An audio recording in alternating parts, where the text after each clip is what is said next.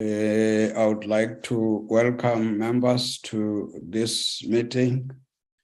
Welcome our guests, starting with DCOG, the Northwest Provincial Government, the Office of the Auditor-General in Northwest, the District Municipality, Dr. Ruth Mompati, and the local municipality that we are about, Kagisano-Molopo, local municipality officials from all these different entities. Let me welcome you and indicate that we're carrying on with our task as the portfolio committee, that of doing oversight as part of Parliament, as an extension of Parliament over local municipalities. A challenge identified that there are a number of municipalities in the country that would require our focus. One of those is this one now, Kagisano-Molopo local municipality. So today is more engagement about the state of this local municipality in the Northwest. But before that, I would like to quickly allow, because of our preparations for this meeting had some challenges, and I think some of the documents that we have arrived late, and including now knowing who is going to be part of the meeting. So I would allow, let me just introduce the leaderships of the different delegations. But when they speak, maybe they will introduce their teams. At the level of DCOG, we have got Deputy Minister Nkadi Meng. I think she is together with acting DDG Paul, and at the level of the Northwest Provincial Government, we have got MEC Hosho. It earlier indicated that the MEC for Coghsta was also going to be part, but I'm informed now she's not well. So they will introduce the rest of the other people. Now from Auditor-General's office, we have got Mr. Sibisi, who is leading that delegation. And he will talk to that. SALGA, we will hear from them. And the executive mayor of Dr. Ruth Segomotsi Mompati, Councillor Motsiakaye,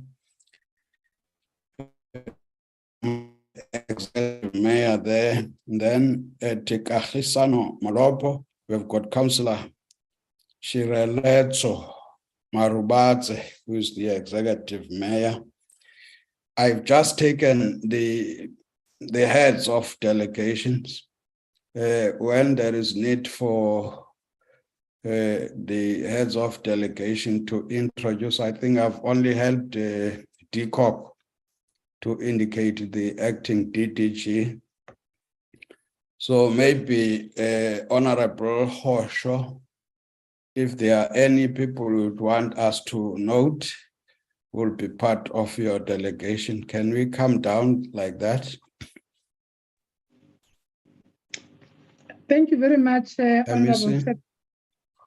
Thank you very much, Honorable Chair, honorable members of the Portfolio Committee, Deputy Minister. I've unmuted, Chair. Maybe it's a network problem. Unmute. I've unmuted. Oh my goodness.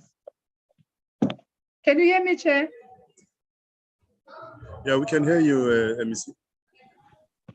Okay, when I said unmute, I didn't mean switch off your video. We didn't hear you. Oh, my apologies, Chair. Good morning, Chair and members of the portfolio. We can't hear you, Honorable. Let me see. Maybe there's a network problem, Chair. Let me try to connect with another gadget.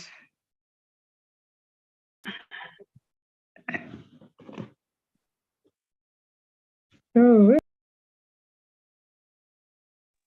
Chair, we do hear the MEC from Is there our somebody side. who is muting her?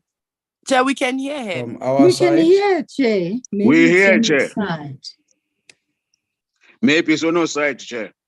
In the meantime, because we didn't want to waste time, from Northwest, we're going to have the MEC as already indicated, MEC Hosho and MEC Mika, and the head of Department for Finance, Mr. Kuneni. I think we have that list from them. Can we move to the Office of the Auditor-General?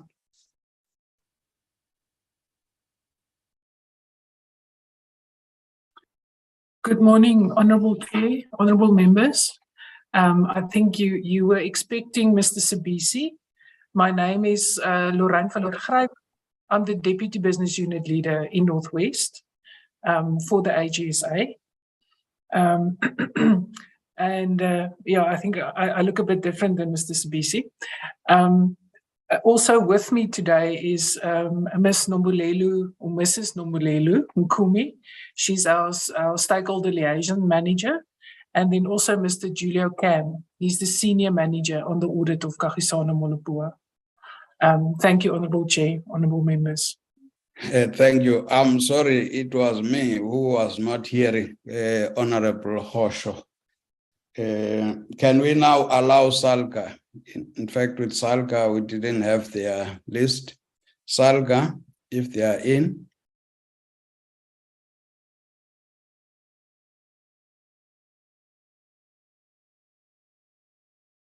Oh, it looks like, oh.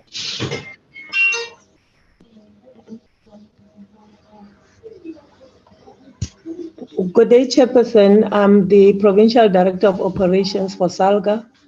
Our Chairperson is struggling to log on, and he indicated that he might be 10 minutes late. The delegation is also officials that are here present with us. Thank you, Chair. Thank you. Then Dr. Ruth Segomotsi Mompati, Executive Mayor, any team you are together with? Thank you very much, Chair. I am Majemotsukai Alpheus. I am joined by the acting municipal manager, Mr. Johnny Shai. Thank you very much, Chair. Thank you. Then Executive Mayor Kagisano-Molopo, over to you. Any delegation from your side?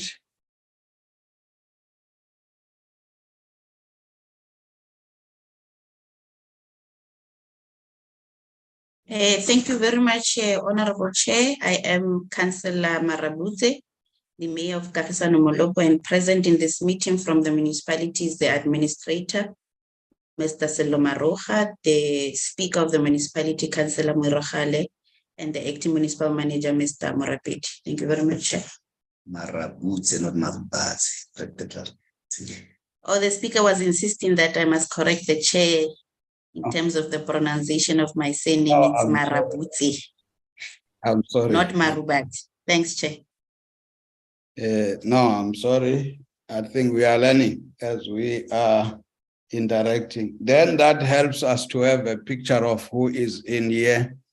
I'm sure honorable members who are present, they will confirm themselves, or maybe let's allow them to introduce themselves. I'm Fikile Kasa, Chairperson of the Portfolio Committee. Can we follow some order? I see. Good morning, colleagues. My name is Dikeledi Direko. I'm a member of the committee. Thank you. Thank Good you. I'm morning. Kalipi here, a member of the Portfolio Committee Chair. Thank you. Thank you. Eleanor Smith, member of the committee. Thank you. Good morning, colleagues. I'm Kolani Msimango, the member of the Portfolio Committee. Thank you. Thank you.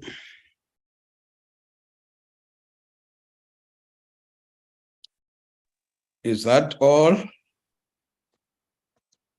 So let's assume anytime member.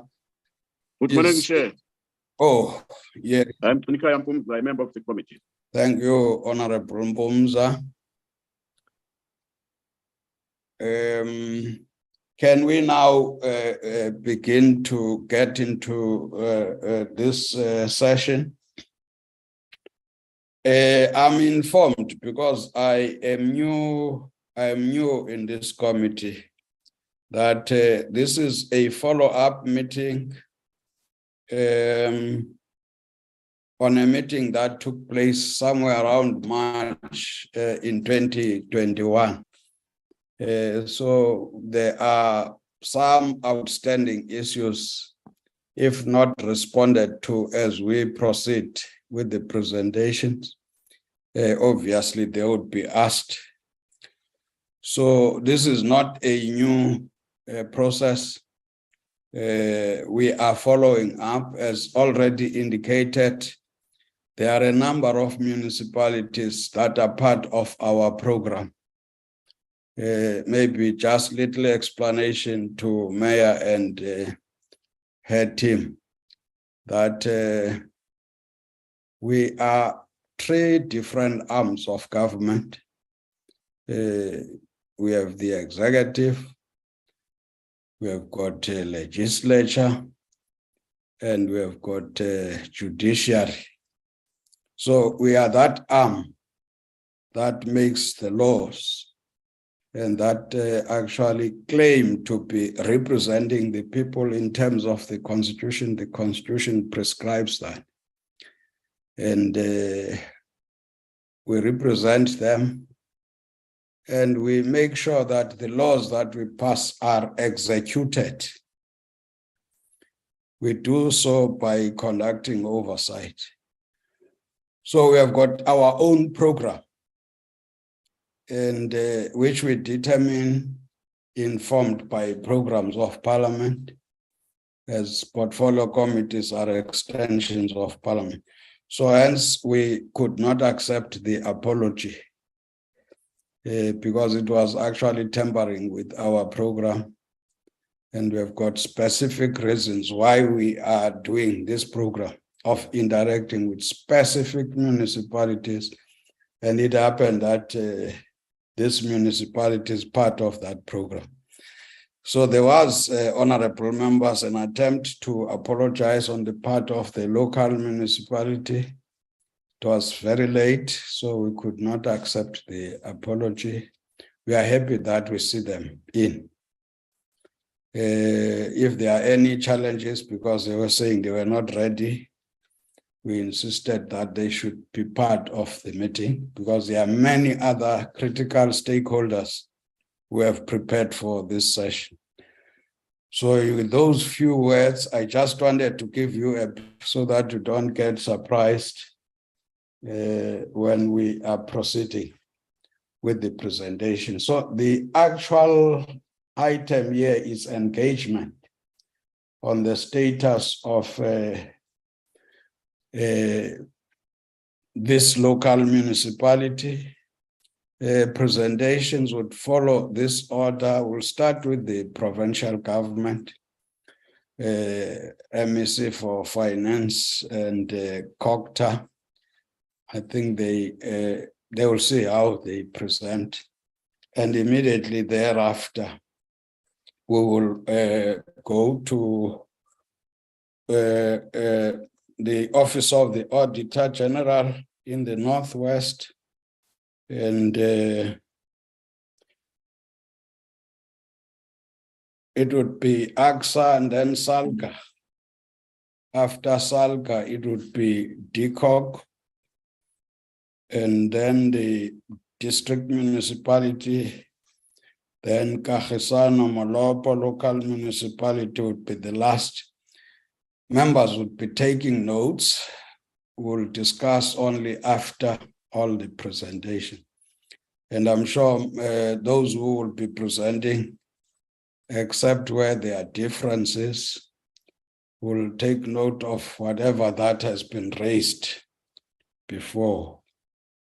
Can we now start with the presentation and ask MEC Hosho to introduce the presentation and guide as to what will happen insofar as the provincial government is concerned? Over to you, Honorable Hosho. Thank you very much, Honorable Chair and Honorable members, Deputy Minister, as well as Executive Mayor and Mayor of Kagisano-Molopo and Executive Mayor of the District Municipality of Dr. Ruth Mompati-Segomotsi, and all stakeholders on the platform. Chair, I'm going to, before I go through the presentation, I just want to make you aware from Department of Cooperative Governance in the province, we have Meli Zimuti, I think she'll be representing the HOD. So we have forwarded the presentation, but I'm going to request that honorable members, I'll just do a quick overview, aerial overview, and I'll allow the HOD to take us through the presentation, Tate Kunene, and I'll request then Tate Kunene, yourself and Oslizi try to just, I won't come in, then we'll allow also Melizi Elizabeth to from cooperative governance from Coghsta side to also present. Like you said, it's a feedback or it's an update, Chair. Yes, I was part of the first engagement. I must indicate that the political leadership has now changed in the Kagisano municipality. We have a new mayor. The Troika, especially the mayor and the speaker are new. The whip of council is the same whip of this previous council. And also at the district level, there are those changes. However, administrative challenges still stands. But we have, under the new administration, political leadership, they've tried their best to ensure that they restore order and to run the municipality. However, within 3 months of the local government elections, the municipalities continue to experience that administrative instability. You have had 2 councils. The other council established a new council. The administrator, in the form of MM, continue to cause divisions within the council. They've been taking each other from one pillar to one point to the other in terms of the courts. So they just, and also the budget was never adopted. The budget in terms of the IDP was never adopted. However, Chair, let me maybe so that HOD is able to take us through the challenges and also the support that we've provided at the technical level, especially working with the administrator. After provincial government, we invoke section 1391B of the Constitution with the administrator. There's just been great progress that we have registered, even in preparation of adopting the budget in the municipality. So I'll allow the SG Tate Kunene to take us through the presentation. And Oslizi, you must also be ready. Please come in. I won't come back. Thank you, Chair.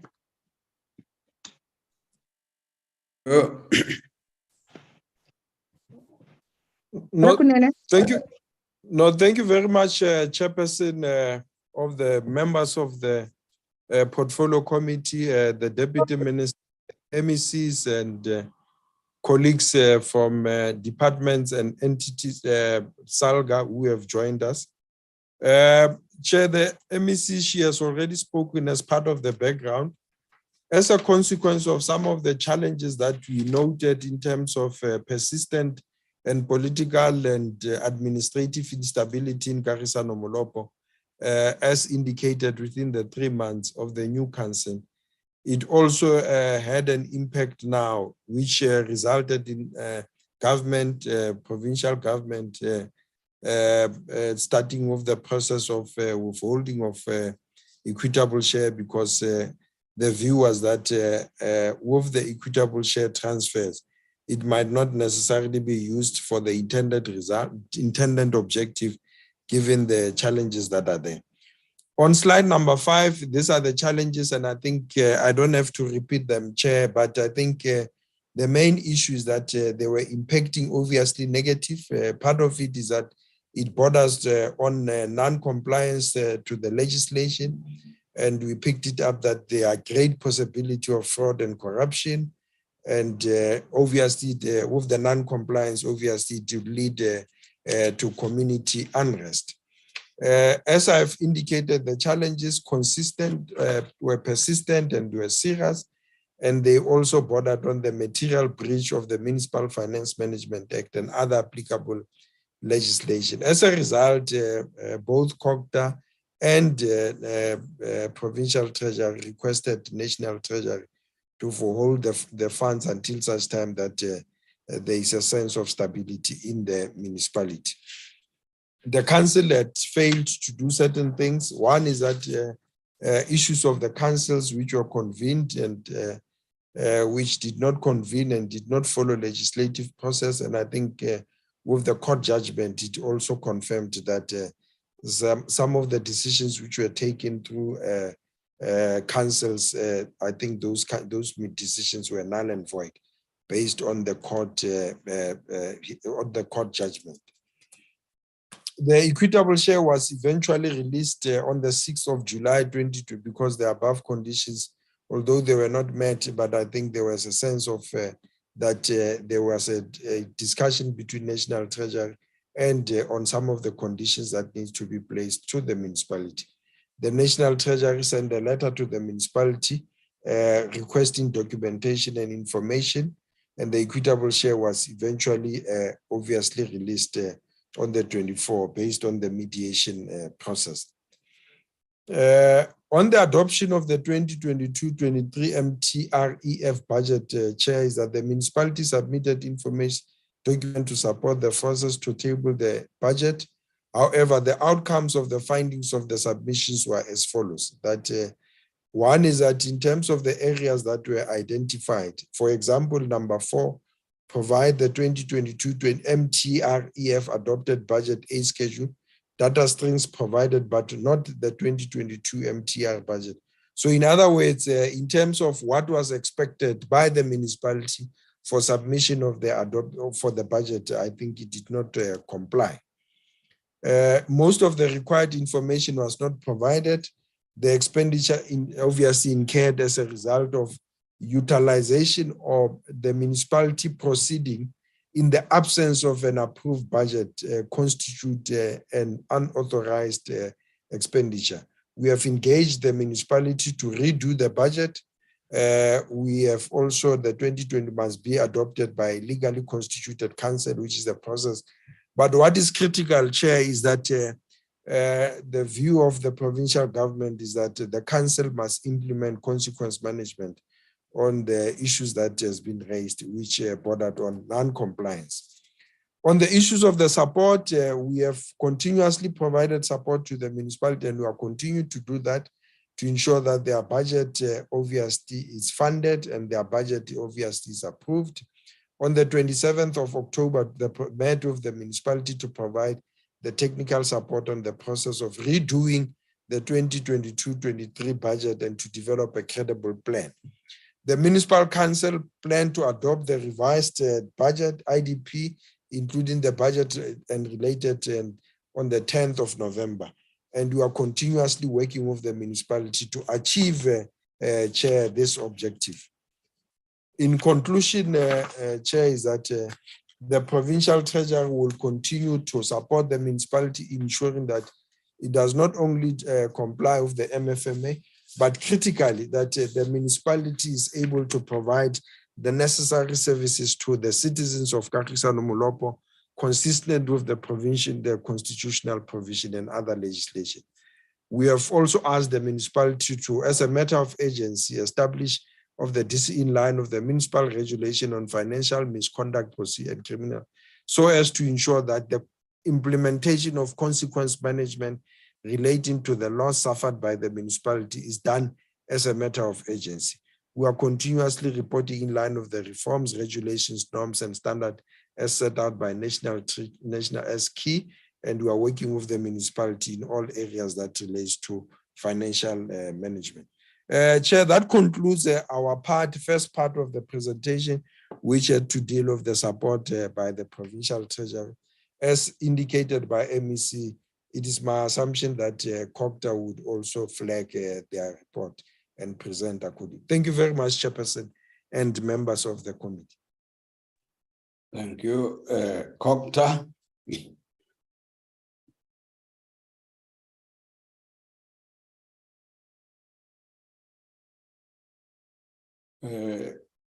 Representative of the Provincial, Coghsta, okay.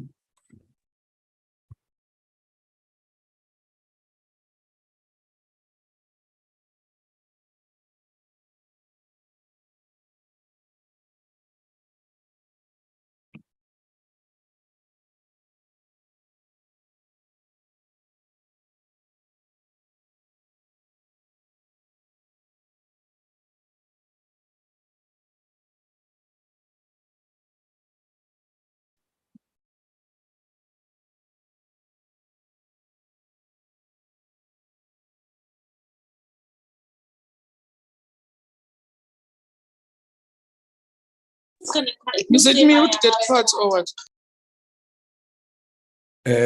Presenter.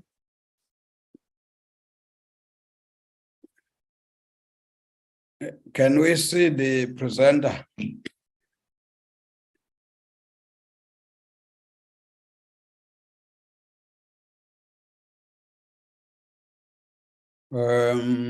It looks like there's a problem. We see the presentation, but where is the presenter? Can we move to the next presenter? I'm sure we'll allow them to come back when the presenter is ready. Can we move to the Office of the Auditor-General in the Northwest?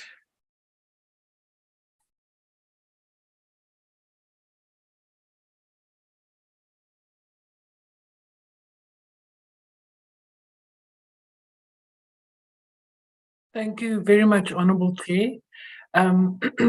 Firstly, can I apologize for not providing the slides before the meeting?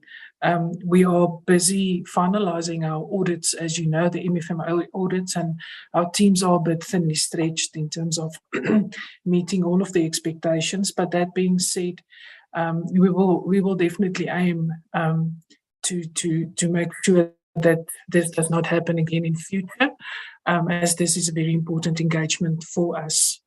In terms of the presentation, we are focusing on the 2021 audit outcomes as we are still finalizing the current 21-22 audit. But many of these outcomes we already found them to be repetitive in the current year, and not much has changed since the previous year.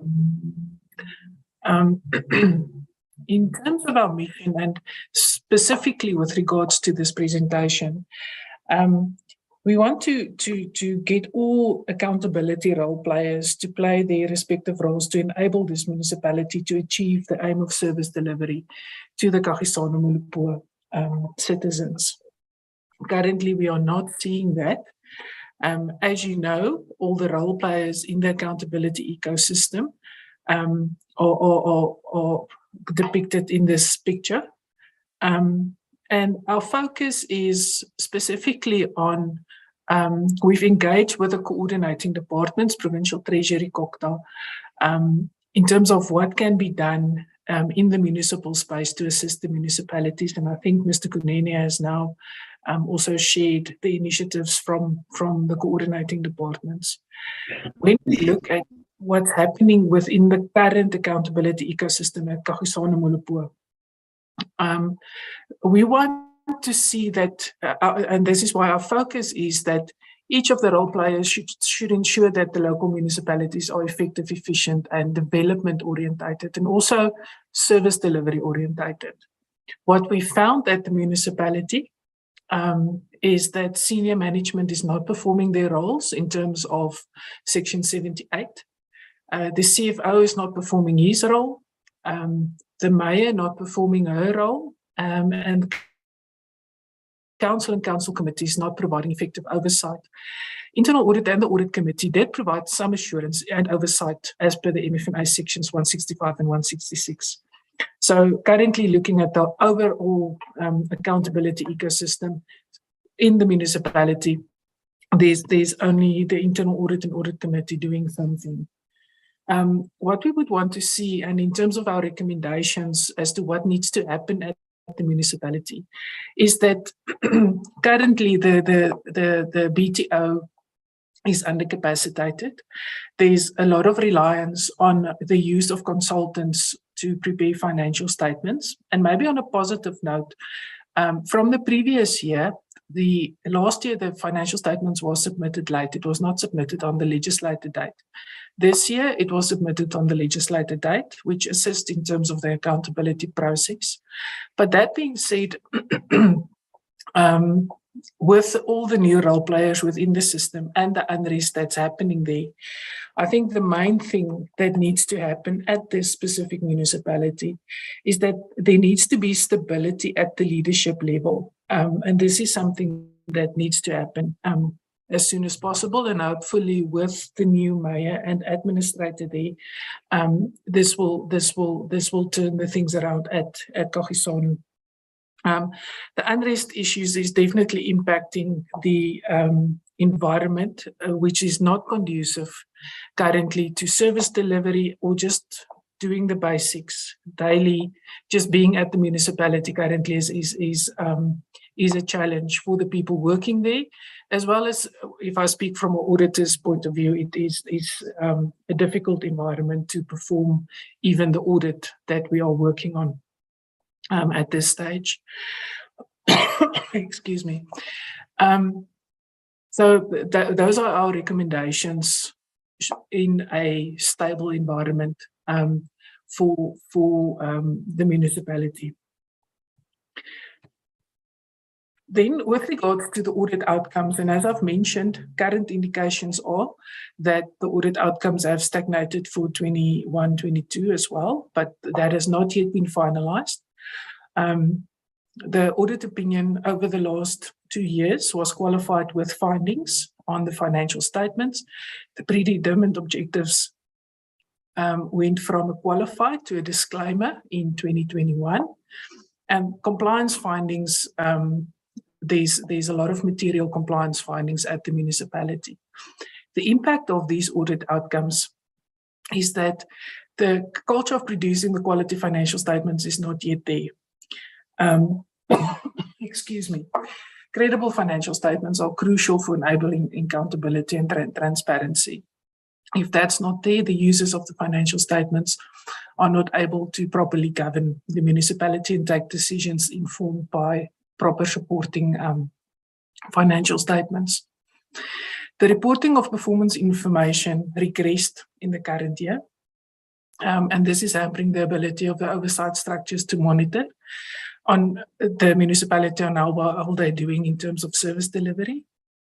And then I think it's also something that Mr. Kunene mentioned, is that there's not a culture of consequence management to discourage wrongdoing in the municipality, leading to non-compliance and irregular expenditure not being properly investigated. In terms of our overall message, just a moment, please.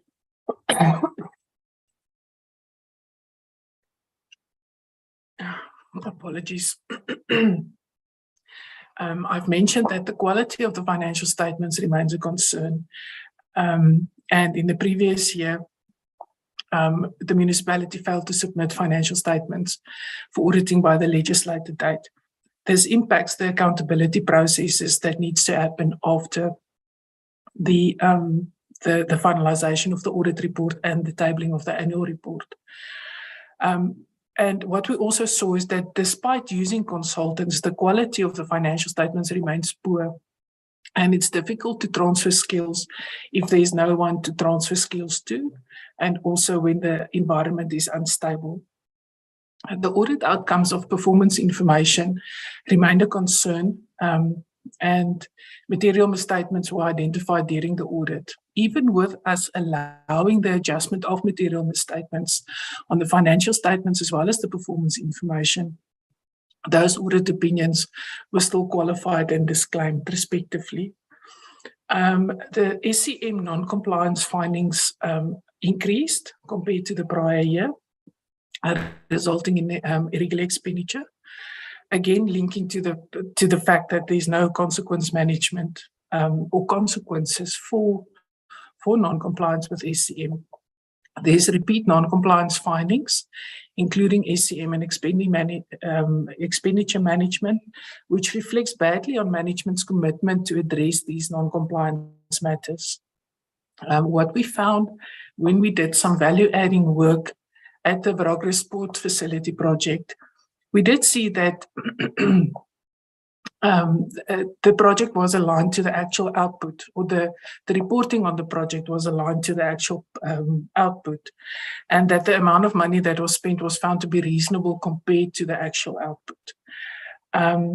What was concerning is that when we looked at the landfill site, which obviously impacts the people on the ground, when you think of rubbish lying around in the town, the municipality does not have a license for the landfill site.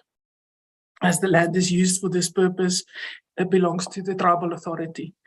And this is something that needs attention in terms of the environment and the impact that it might have on the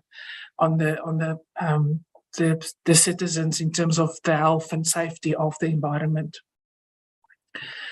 Then, in terms of quality of financial statements, and why it's important is that the accountability and transparency is not enabled through credible financial reporting.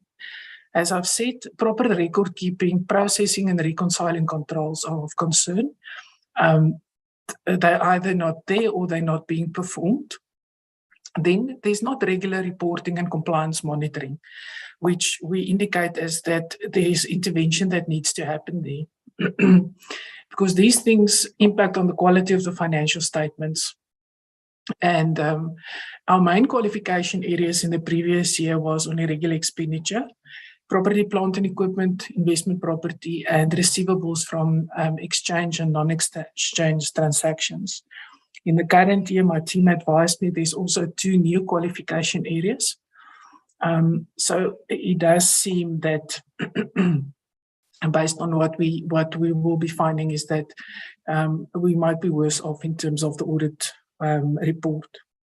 The impact of these these matters in the main qualification areas is that in terms of debtors, the risk profiling of debtors is important in order to determine are they able to pay the debt that's owed to the municipality. And that's necessary because the municipality needs to have steps in place to ensure that all monies outstanding are collected or owed to the municipality are collected, because obviously it influences the cash flow of the municipality. And then record keeping is an issue at the municipality, not just with regards to PPE, but with regard to supply chain management, supporting documentation for the processes in terms of supply chain management, and also documents to support the performance information as well as the compliance to laws and regulations. In terms of performance planning and reporting, it's concerning as this has an impact on service delivery.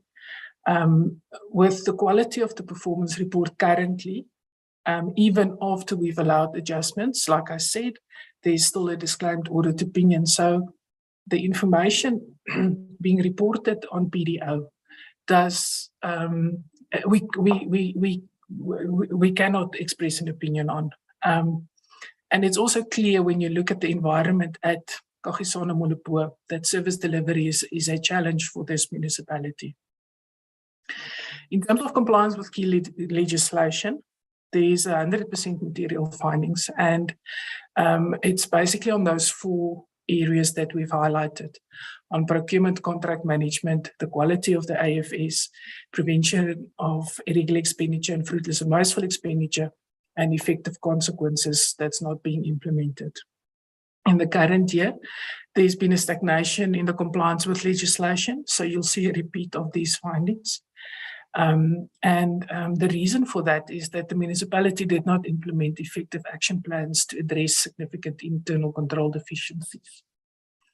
Then with regards to irregular expenditure, in 1920, the closing balance was 476 million. In 2021, it was 590 million. So it keeps on increasing year on year. And this is not being dealt with by council, and the committees within council are not capacitated to deal with this irregular expenditure and do proper investigations. And then the lack of documentation to support the irregular expenditure and do those investigations is obviously hampering those processes. So having proper record keeping installed at the municipality and those basic controls is important for the municipality to actually be able to investigate and deal with the irregular expenditure so that consequences can be implemented where necessary. Just to highlight in terms of our observations, 39% of all expenditure was irregular, and that was in the previous financial year. Also, the reasons adding to the lack of accountability and consequences and the fact that it exists is that the SM unit is not fully capacitated due to vacancies. And this hinders the effective implementation of compliance controls. A lack of accountability and consequences continues on the unauthorized, unauthorized, fruitless and wasteful expenditure. And the reason why it seems that it's not being dealt with is that there's a lack of cooperation between the accounting officer and the council committees that delays the initiation of investigations. And that goes for both the unauthorized expenditure, which was 272 million in 2021, and the fruitless and wasteful expenditure, which was 2 million in the previous year. We implemented the material irregularity process at Kagisano-Molopo. And for the previous year, there were no MIs identified as yet. Then in my last slide, the key messages for the municipality. And I've highlighted the one which is not included on the slide, but that I think is important that Honourable Chair, that you take notice of is the stability at leadership level, to create an environment that's conducive to the proper functioning of this municipality is very important. Without that stability, we don't foresee that any of our recommendations will be able to be implemented. And that's also why we say in our first recommendation that the tone of leadership should create an environment of zero tolerance to non-compliance and transgressions by ensuring that the political, executive and administrative leadership should institutionalize a culture of high performance behavior and keep senior management and those in charge of internal control disciplines accountable. And then secondly, to make sure that there's appropriately skilled staff in key positions within the finance unit. Without those staff, transfer of skills cannot take place, and your basic controls can also not take place. In terms of commitments that was made in the previous year by the accounting officer, was that committed to address all prior year misstatements, specifically relating to PPE and irregular expenditure. And I think it's clear that that has not happened. Although there were steps taken to address prior year findings, the control environment weakened compared to the prior year because of the instability that was there. And also, I think the fact that Section 139 was implemented in September at the municipality supports our what we found in terms of the weakened control environment at the municipality. Thank you very much, Chair. I'm not sure if Coghsta is not ready now. Coghsta. A very good morning, Honorable Chair. I'm not sure if I'm audible. You are audible. Okay, no, thank you very much, Honorable Chair. A very good morning to honorable members, the MEC present, and also the Executive Mayor of Dr. Ruth Mompati, councillors present on the platform and colleagues, all protocol observed. My name is Lizzie Mutle from the Department of Cooperative Governance and Traditional Affairs. My apologies, Honorable Chair. Earlier on, I was speaking here alone, thinking that I'm audible. My apologies for that once more. I think I'll just take cue from what Provincial Treasury has already presented, because when you look into our presentation, are more or less the same, mainly because we have been in this journey together in terms of making sure that there is stability in Kagisano-Molopo local municipality. If you can go to the next slide, the person who's assisting me, can you quickly move with the slides, because I'm not going to waste time. Yes, just to present and give a bit of a background that, as we all know, that this municipality is under Dr. RSM, and it has a population of about 102,703 as per the 2016 community survey. And this municipality has got about 15 wards, and the municipality is grant dependent, as we all know. What is of a concern is with regard to the issues of water shortage and sanitation within the municipality. If you can go to the next slide quickly. Yes, in terms of the background, like I've alluded earlier on, to say that we have been working around the clock with about 7 municipalities in the province, including Kagisano-Molopo, wherein we have experienced that following local government elections, there were instability in those municipalities. There were challenges around political instability, maladministration, and service delivery. And this situation led to the Provincial Exco invoking Section 139(1)(b) of the Constitution to enhance support to the municipality. Just to quickly highlight some of the triggers that led to the invocation of Section 139, as the MEC or Provincial Treasury has already alluded, I'm not going to dwell much. This is the situation that we found ourselves, where in the municipality we're having 2 mayors, 2 speakers. There was also the issue wherein council meetings were not held as they're supposed to. And there was the issue again of the accounting officer who perpetually misled council on a number of occasions. And there were weakened oversight over administration. So, Honorable Chair, in terms of the progress, yes, the council has accepted the intervention in terms of Section 139(1)(b), and the administrator was formally introduced to the municipality, and as part of our monitoring as to whether the intervention goes well as expected, indeed the administrator has been providing the report to the department. And in that regard, I will not dwell much, because I believe some of the things the administrator will be in a position to speak on such. But just to indicate again, in terms of governance and administration, Chair, is that this municipality, following the election of council, they have successfully established 14 of the 15 wards. And as the department, we've managed to induct all the 14 wards. And we have continuously providing training on to our ward committees in terms of now getting to understand how to register their community concerns. And our training is ongoing because we have also wanted to also reach out to the ward committee secretaries. You can go on to the next pillar, which I will skip because Provincial Treasury have spoken mouthful in that regard. Go to the next one. In terms of service delivery, Chair, that one of the trigger was that service delivery issues were not prominently discussed or planned because there was that stability within council.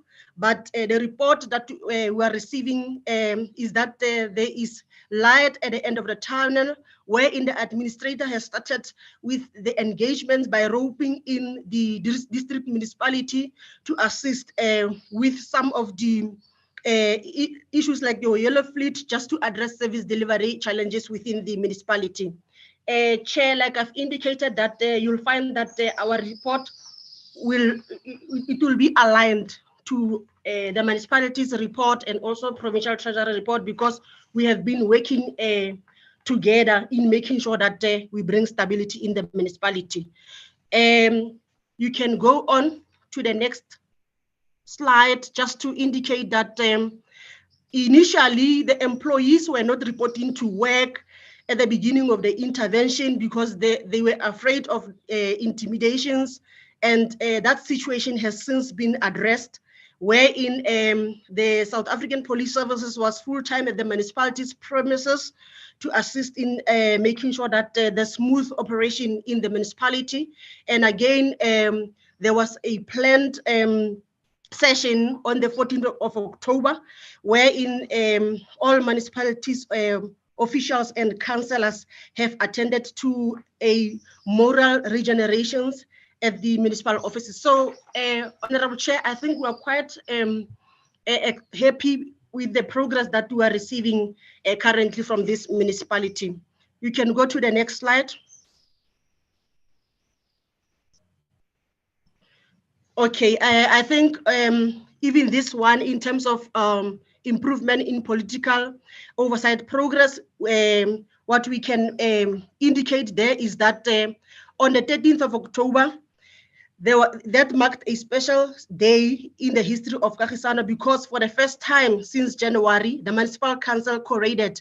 All councillors attended the council meeting. Since then, Honorable Chair, there was that council is able to take place, and as per the schedule of council. And the councillors have started an inspection in loco on all municipal projects as united. The report that we have also received yesterday when we were engaging with the administrator, they were busy out there just to monitor the project in the municipal area of Kagisano-Molopo. And again, what councillors has done, they have also requested that we arrange a strategic workshop for the entire municipal council, of which as the department will support in that regard. And just to recommend to the Portfolio Committee on Cooperative Governance to know the progress registered and also as presented. Thank you very much, Chair. Thank you very much. We'll now move to Department of Cooperative Governance. Honorable Deputy Minister.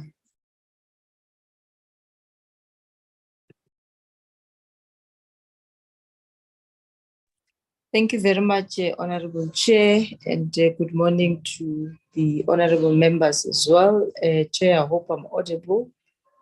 Yes, you I'll are. request, with your indulgence, for me to switch off my video to increase my bandwidth. I'm currently not having good supply. Thank you, Chair.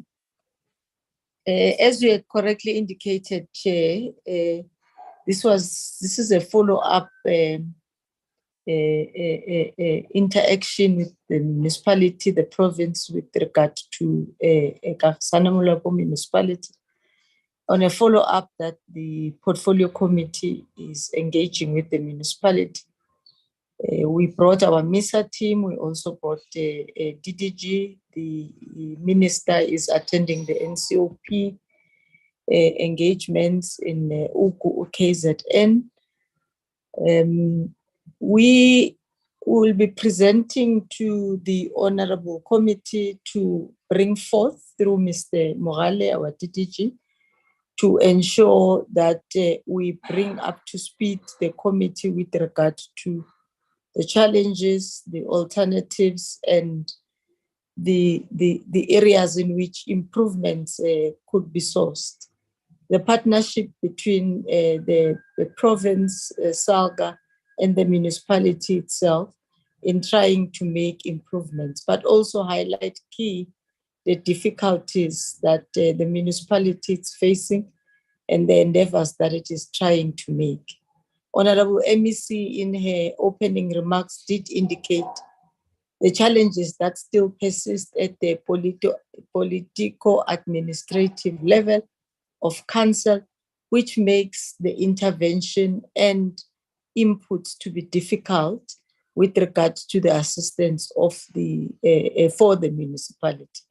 And I do guess at deliberations then jointly with the teams, we could be able to see how best could we be able to also entrench the assistance that the portfolio committee demands to see with regard to the development of the municipality.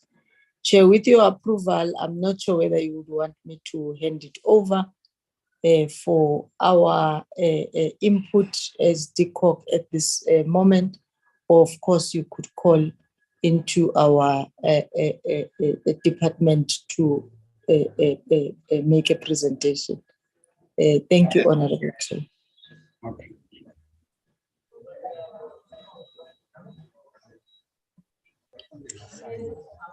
Let me take this opportunity. Good morning, Honorable Chairperson, as well as members of the committee. And let me also take the opportunity to switch off my camera. Good morning, DM, and good morning to MEC Fosho, as well as the leadership of the district municipality, including the mayor for Kagisano-Molopo, and also all the officials that we are in this meeting. This municipality, we did circulate a presentation, but as you can see, Honorable Chairperson, the state of this municipality is depressed. Order, Honorable Chairperson. The person that is doing the presentation, there is a noise behind him. I don't know what is happening. Can he close the TV? Okay, Oh, yeah. I think you can hear that there's noise at the back. At the back. Oh. I'm moving away in your from background. I don't know where are you? Are you at the airport? Yes, I'm at the airport. Yes. No, I've moved away. Thank you very much, and apologies for that. Let me then indicate that as you have seen the presentations made by all my colleagues, the state of the municipality is quite depressing. And we have been anxious as National Cooperative to work with, working with the provincial colleagues to really get into that municipality, because literally that municipality has been dysfunctional for the last chunk of this year. And we were just encouraged that ultimately the province have taken the decision to put it under 191B intervention. And the minister have given the municipality a concurrence, and one of the challenges that we experienced at the time was that given all the challenges in the province, what we normally do when we receive a request from the province for such a concurrence, request for a concurrence by the minister, the department conducts an inspection in that municipality to establish the facts that they will have articulated in their memo, to indicate the reasons why they are intervening in the municipality. And then we will also then use the opportunity to ensure that the conditions that are put in the concurrence notice by the minister talks to the issues that we will have established, and to ensure that we strengthen the intervention and to make sure that it's going to be effective. So in this case, we were not able to conduct an inspection in local, Chairperson, simply because when we tried to have an audience with members in the province, we normally consult all the relevant stakeholders, particularly in the province, SALGA, and as well as the district and the local municipality. If, as they are not dissolved, they are in place. There were issues of time and time limits, and we then agreed that the concurrence will be granted.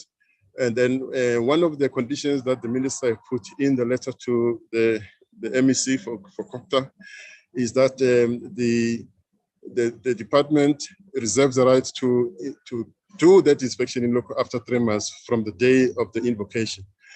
And we are working, members of the committee, with the colleagues. We received the latest update. We were encouraged by the fact that the current incumbent that is running the municipality at the administrative level, Mr. Maroa, took us into confidence and gave us the heads up a few days ago in terms of what is transpiring.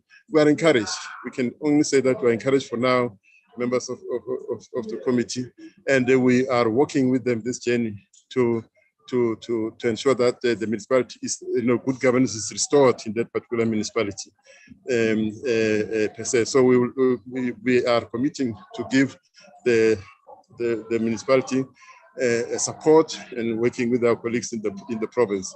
Mr. is participating in that, been giving support in terms of some of the work that they've been writing, but I can ask Mr. Zimbwa to quickly share with us some of the elements of the support that they're giving. But the bottom line is there is so much that has to be done to really restore a good governance in that municipality.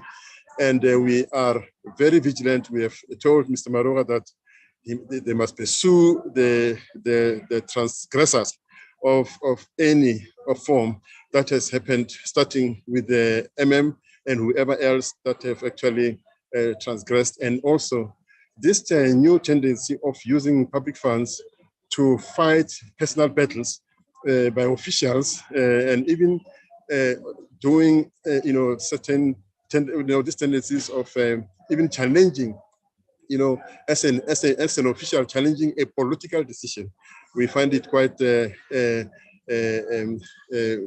bizarre, but we did insist that the MM, Mr. Maroa must really pursue that whoever is transgressed. Mr. Zimbwa, if you can just in a minute or two just share with them what MISA has also been doing in the midst of all these stressful experiences that we have had to witness in the municipality. Over to you, Mr. Zimbwa. Thank you. Thank you very much.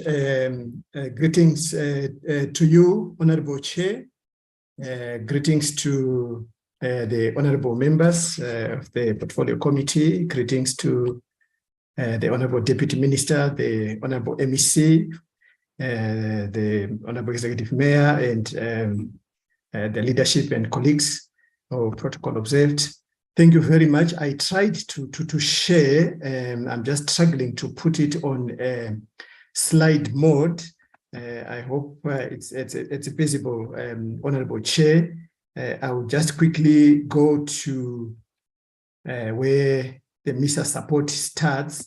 May I continue like this, Honorable Chair? Yes, continue. Thank you very much. I won't dwell much on the functions of MISA, as I take it that, Honorable Chair, it's known. I will just brush through, but safe to say this presentation in the main is to just highlight the support that MISA is providing in accordance with its mandate to Kagisano-Molopo local municipality specifically. And here is just a reminder, Honorable Chair, that MISA provides technical support to municipalities for infrastructure development throughout its project life cycle, from commencement during the IDP phase to design development, to implementation when we do construction, as well as also when the assets are completed, when we operate and maintain the assets, but also MISA builds capacity with the aim of creating a skills pipeline in light of the challenges that municipalities face. The next slide is just to highlight how MISA operates.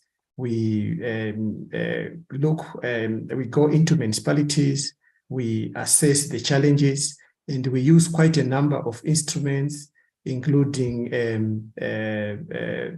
the State of Local Government report that we have already prepared, adopted by Cabinet last year, and we reviewed it this year. Other state organs, the Auditor-General of South Africa, and also even the municipal environment, the strategic documents of the municipality, and also our presence, as we have a footprint in all the 9 provinces. And our operating approach is in terms of the district development model, wherein we support municipalities from the district base with all organs of state, together with other stakeholders who are interested and affected.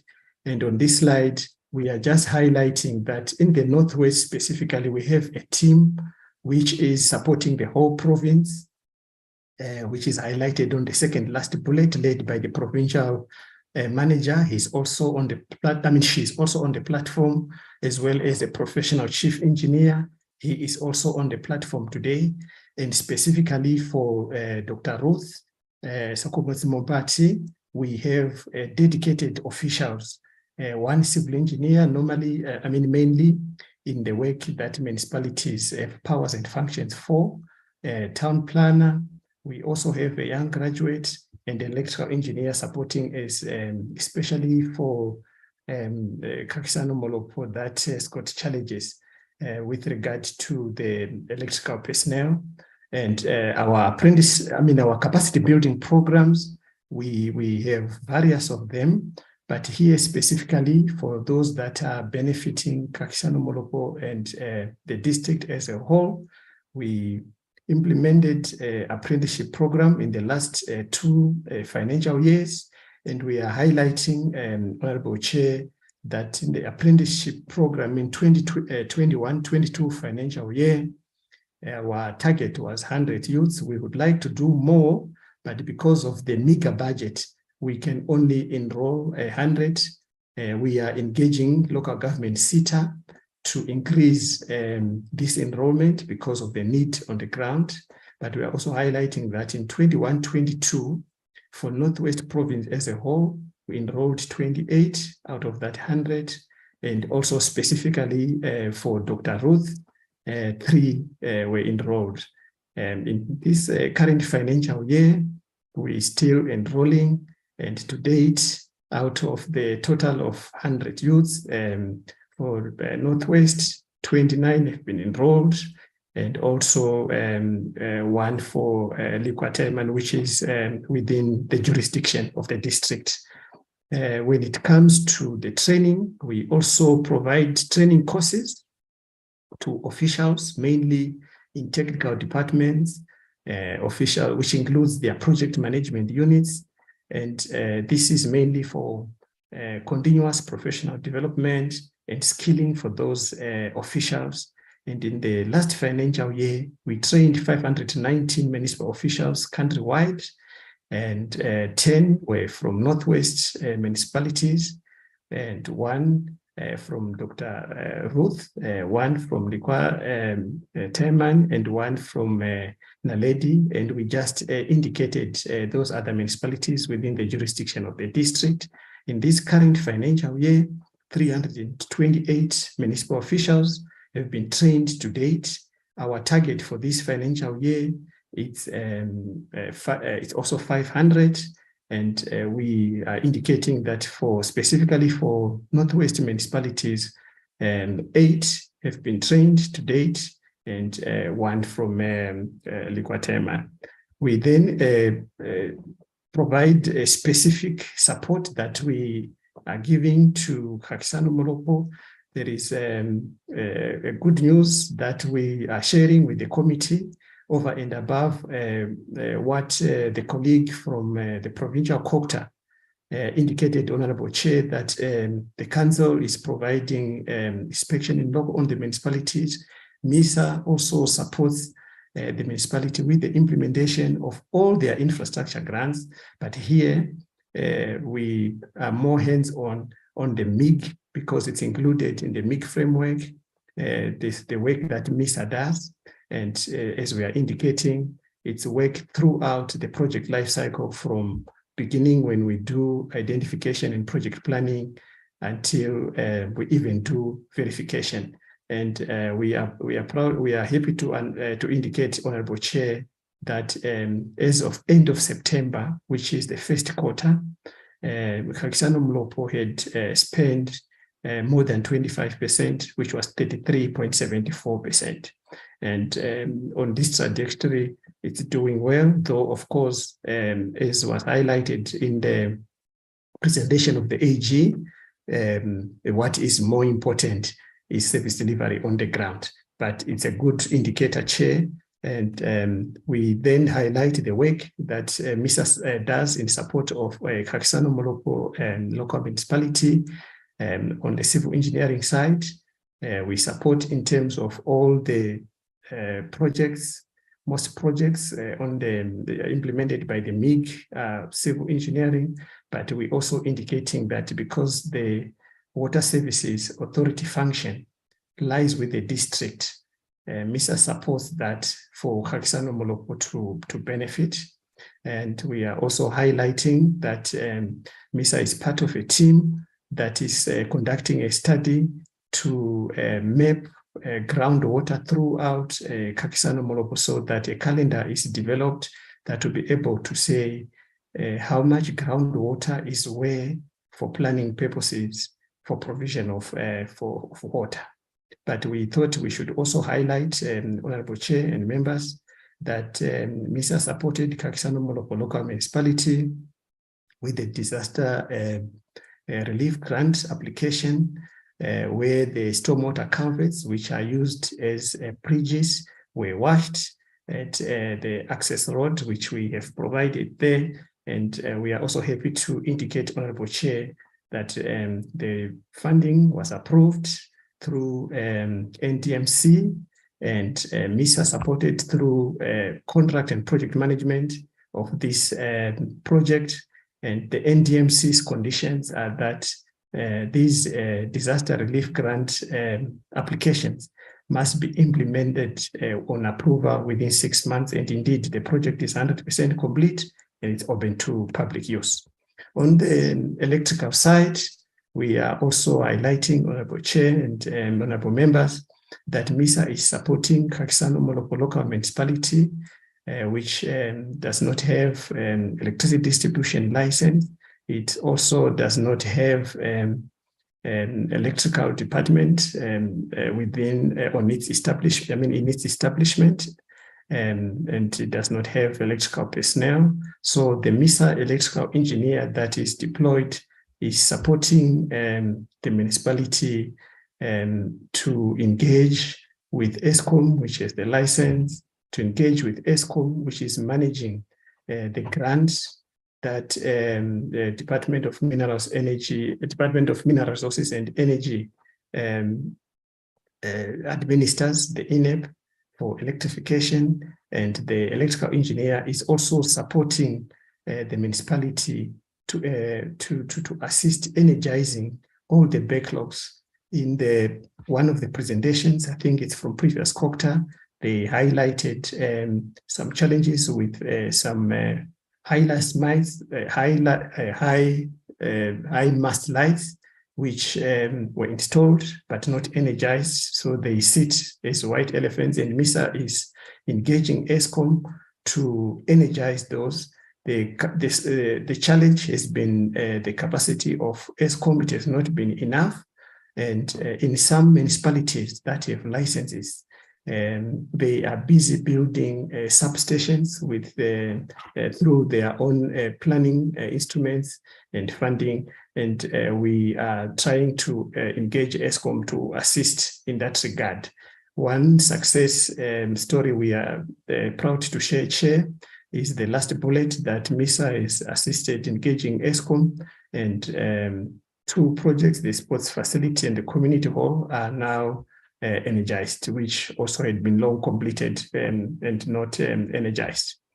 We also have a town planner who is assisting the municipality with the ITP review process, but also we support the municipality with precinct planning, excuse me, and review of spatial development framework. Our town planner is also a member of the project steering committee for that nodal precinct project, as well as for the municipality spatial development review project. Chair, this is the end of the presentation for MISA support. I will hand over back to DDG Mohale to just round off. Thank you very much, Chair. Thank you. No, thank you, Chairperson. Thank you, DDG Zimba. I think we are covered, members of the committee. We can revert back to the DM if he has got any concluding remarks that she may want to make. But that is our support, the role that we've been playing in the municipality. Thank you very much, Chairperson. Thank you, DM. Thank you once more, Honorable Chair, and my apologies. I should have indicated to you that Mr. Morale is traveling and request for indulgence with regard to the possibility of noise, but it's an indication of living in between the municipalities. Apologies once more. Chair, I don't have much to add. Suffice to say that, as the MISA presentation indicates, we actually are even stretching them over in areas which ordinarily MISA is not even designed to assist and work on, precisely because we need to assist the municipality, at least to have some form of services and functions that are happening. The critical effect of the spatial development framework, which they've spoken about, he might have not expand on it, Mr. Vimba, but I mean, Mr. Zimbwa. But it's important for the committee to understand that we cannot unlock the human settlement projects until that is linked to the IUDF and the urban planning of the municipalities done properly.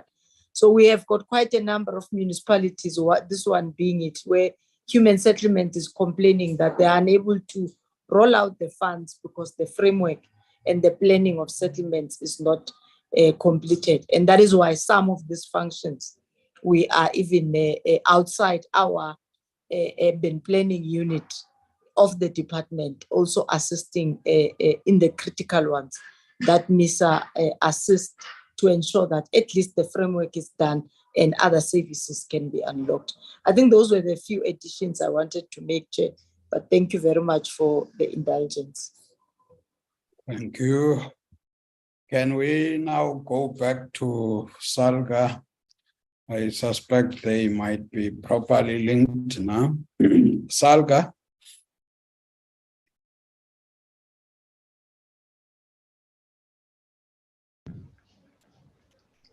Thank you, Chairperson. Good morning again to honorable members, the MEC, the DM, and the staff that are supporting members. Chairperson, we had a SALGA just by way of introduction, had a session with Treasury and Coghsta to look at particular support that we will do. And SALGA's support was basically on ensuring, as the AG has said, there should be proper oversight from the municipal side. So we looked at finance and capacity building inclusive of governance. In the work that we have done, Chairperson, we looked at the unfunded budgets together with Treasury, and we looked at capacitating councillors responsible for finance, working with Provincial Treasury, and we presented a strategy to adopt a funded budget in terms of Section 18, so that they should be aware of their roles that they should be playing, and ensuring that they do look and strengthen their oversight. We also then looked at revenue management, and the attendees were also councillors, because we focused mostly on councillors and their role in terms of oversight and strengthening the accountability role in terms of what the AG has said.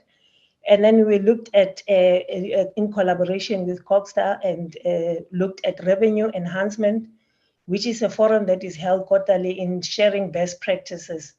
And we then ensured that councillors should understand their role in terms of this, in terms of also the implementation of credit control policies, as these municipal laws are always adopted by council. So as they adopt, they need to understand what is it that they are adopting. So we looked at those credit control policies to enhance revenue collection. We also looked at the non-submission of AFS, which we also say has improved in this year. And SALGA, in conjunction with Provincial Treasury and Coghsta, conducted awareness sessions to assist councillors, especially the MPEC chairs and the chairs of the MMC or finance, which are the MMCs for finance, to perform their oversight function effectively in terms of Section 126 of the MFMA, but also then looked at how they improve their oversight in that regard. Chairperson, we also looked at challenges of and made them aware of the challenges in implementing MSCOA. And we then looked at the portfolio-based training on MSCOA, which is one area that was also an area of struggle. And we designed together with Treasury this training, and we conducted it for MPEC chairs and MMCs of finance, but also CFOs, to look at the benefits of MSCOA, the legislation related to budgeting, the budget process, but also the impact of MSCOA on the budget process, and overview of all the segments. This was to ensure that in oversight, councillors ensure that there's proper use of MSCOA, so that there's no challenges in terms of then coming up with your reporting monthly and quarterly, but also to build up towards your AFS. So as SALGA, we looked at those oversight roles of what the councillors need to do to ensure that they are on top of their game. Chairperson, we also looked at the implication of the UIF and W, which is portfolio-based to the same councillor, so that they also understand that this is an area that needs to be worked on in terms of their accountability and oversight as council, but also to understand when these reports come to council, how do they then deal with these reports. We also then look at the non-functionality of the MPECs. As you have heard, that Kagisano also had an unstable municipality, but we then went back and looked at how do we then ensure that once governance has stabilized, how do they then work with MPEC to ensure that all these reports are then concentrated on. We then looked at the weak oversight and accountability as expressed, that SALGA was really just looking at how we ensure that oversight is taken care of by councillors and support the ministry in effective oversight and accountability. And we then repeatedly go back, Chairperson, to look at MPEC and finance committees and support where we support them on the oversight functions. And this was also then again repeated over and above the portfolio-based induction training. We then went back and repeated some in March and conducted again with MPEC and finance again in April. And then we look at the district-based support in terms of how municipalities, especially those that are affected, can deal with the UIF and W and consequence management, as it was mentioned as a serious area for us as convergence by all parties, which is Coghsta and Treasury. And we looked at the accountability model in terms of consequence management so that we ensure that councillors do understand their role in terms of accountability, especially for Section 56 and 57 managers. We also looked at providing on-demand councillor welfare support, which is the risk mitigation mechanism that municipalities can use to better protect their municipal assets. And this was done recently in June. And then we go back to look at how councillor salaries and benefits and are then looked at to support councillors whilst they are doing their work. Chairperson, we also looked at the general poor ethical leadership and governance in municipalities, and we had that with the Ethics Institute, and we invited councillors to come and share with the Ethics Institute and the Ethical Leadership Initiative to ensure that there's a general understanding of corruption and how we should be as ethical leaders whilst we do our oversight role. So that was done for all municipalities, inclusive of Kagisano-Molopo. We also looked at the awareness of annual financial statements, as this was mentioned even by the AG and Treasury that it was an issue, but we must say that that has improved as well as they were submitted. And we consistently look at district impact forums so that we ensure that there's a functionality of impacts and understanding of oversight role in terms of all councillors that are there. And MPAC chairs also then attended our provincial members assembly due to the items that we had discussed in terms of accountability and ensuring that councillors are aware of their role. But Chairperson, we must say that Kagisano-Molopo has always been invited and given opportunity for even other to participate in other capacity building programs, but attendance was never on a satisfactory level. And we will continue to encourage Kagisano-Molopo Council now that we think that there is stability also with the administrator. We are interacting also with the administrator to ensure that there is participation in SALGA programs as they basically look at capacity building. We will then continue to strengthen oversight as not a once-off function, but we consistently go back even from the district point to ensure that councillors understand their oversight role until we can really ensure that implementation of consequence management takes place. We will also support, but could not then say that the instability in Kagisano-Molopo will deter us from doing our work, but we will just continue to implore Kagisano-Molopo to then attend to these workshops and capacity building so that they are able to strengthen their oversight, but also oversight in terms of service delivery. Thank you so much, Chair. Thank you very much. Can we now hand over to the Executive Mayor of the district municipality? Over to you, Executive Mayor.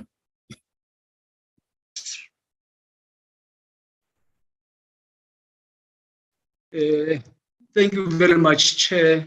Once again, good morning, Honorable Chairperson, honorable members of the Portfolio Committee, the Honorable Deputy Minister, Acting Deputy Director General, the MEC for Provincial Treasury, Superintendent General, Melizim Mutle, the Mayor and Speaker for Kagisano-Molopo Local Municipality, the Administrator, Acting MMs for both Kagisano Local Municipality and Dr. Ruth District Municipality, SALGA and the AGSA. Chair, I hope my presentation does appear on your site. Honorable Chair. Yes, we can see it. Yes, Chair. Thank you very much, Honorable Chair. With due indulgence, Chair, may I request that I jump the background of the presentation as it has been well articulated by the provincial departments, particularly Coghsta Chair, and lead the committee to slide number 4. That is the current status quo and political and administrative matters, Chair. Chair, we are saying since the November 2021, there's the local government elections, the municipality in question has been beset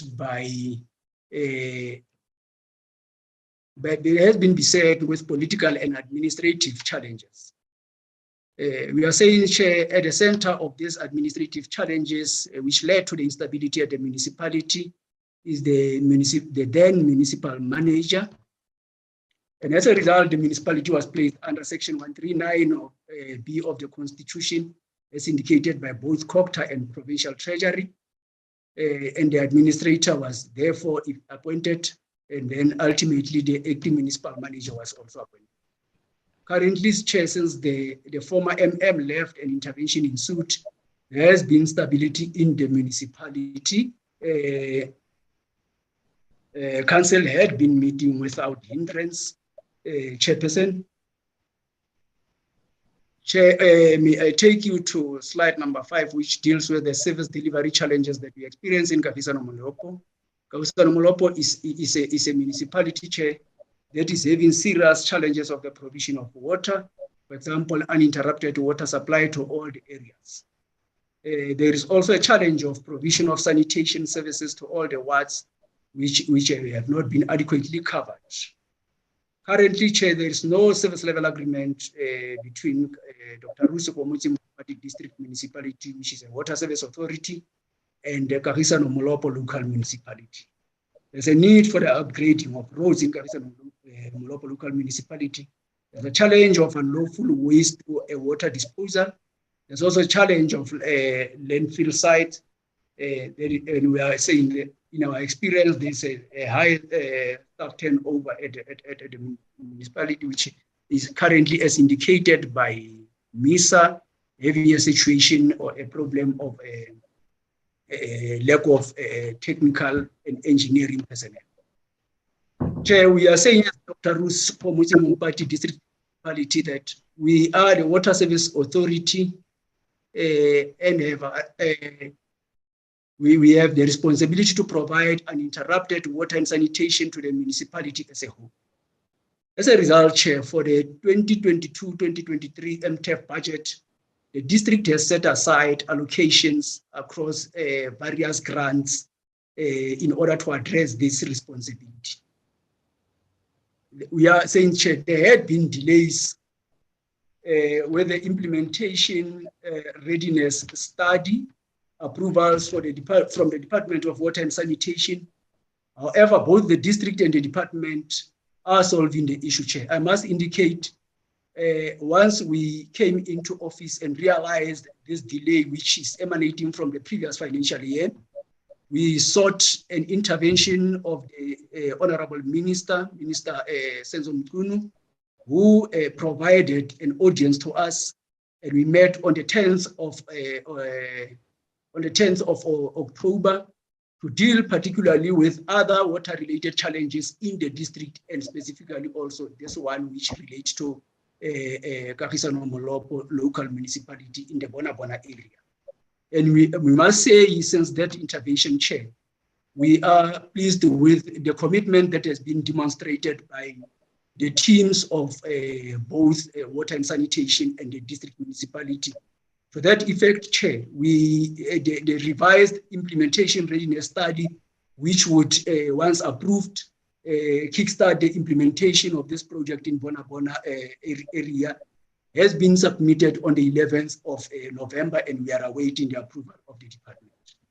The Kagisano-Molopo local municipality, as a result of this delay in the bureaucratic process, has sent a letter dated the 4th of November requesting to be assisted with water shortages around Bona, and it's a matter that is under consideration from the Water Service Authority, which is the district municipality. We are saying, Chair, we as the district played a pivotal role in supporting the local municipality to extinguish the fires that ravaged the farming area around Kagisano-Molopo. The district is prepared, Chair, to provide administrative, financial, and technical support in terms of Section 88 of the Structures Act, as and when required. And already there is a request to provide ICT support to the municipality and is being considered by the district chair. Chair, we are saying we have extensively consulted with Kagisano-Molopo local municipality on the district development model to identify key catalytic projects to be implemented and supported. For example, Chair, there's a smart village concept to alleviate water challenges that's around the Dipudi area in Kagisano-Molopo, and we have played and we are still continuing to play a pivotal role because we are of the view that once implemented, this project will address some of the service delivery challenges experienced by the local municipality. We are also working with through the district development model to address the landfill site development and the job creation projects through the Motopi Coffee and Devil's Floor Chairperson. Chair, we are presenting before your August committee the planned projects as indicated in our presentation that for this financial year we have considered number of service delivery interventions through the various grants that we are provided with, Chair. And we are saying in the municipal infrastructure grant, as we have indicated, Chair, that there's a serious challenge of proper sanitation across the municipality, where some of the areas have not been provided. For the budget financial year under review, we are providing through the municipal infrastructure grant capital projects the amount to the tune of 25 million rand to address the sanitation in Kagisano-Molopo local municipality. In addition, Chair, we are saying through the water service infrastructure capital grant, we are saying, Chair, we have considered a number of programs for Kagisano-Molopo local municipality, and I would, as I did in the previous slide, Chair, take Chair to the financial year 2022-2023 financial year, where we have made available the amount of 49 million rand which will cover the various areas of Kagisano-Molopo as reflected in the slide, Chairperson.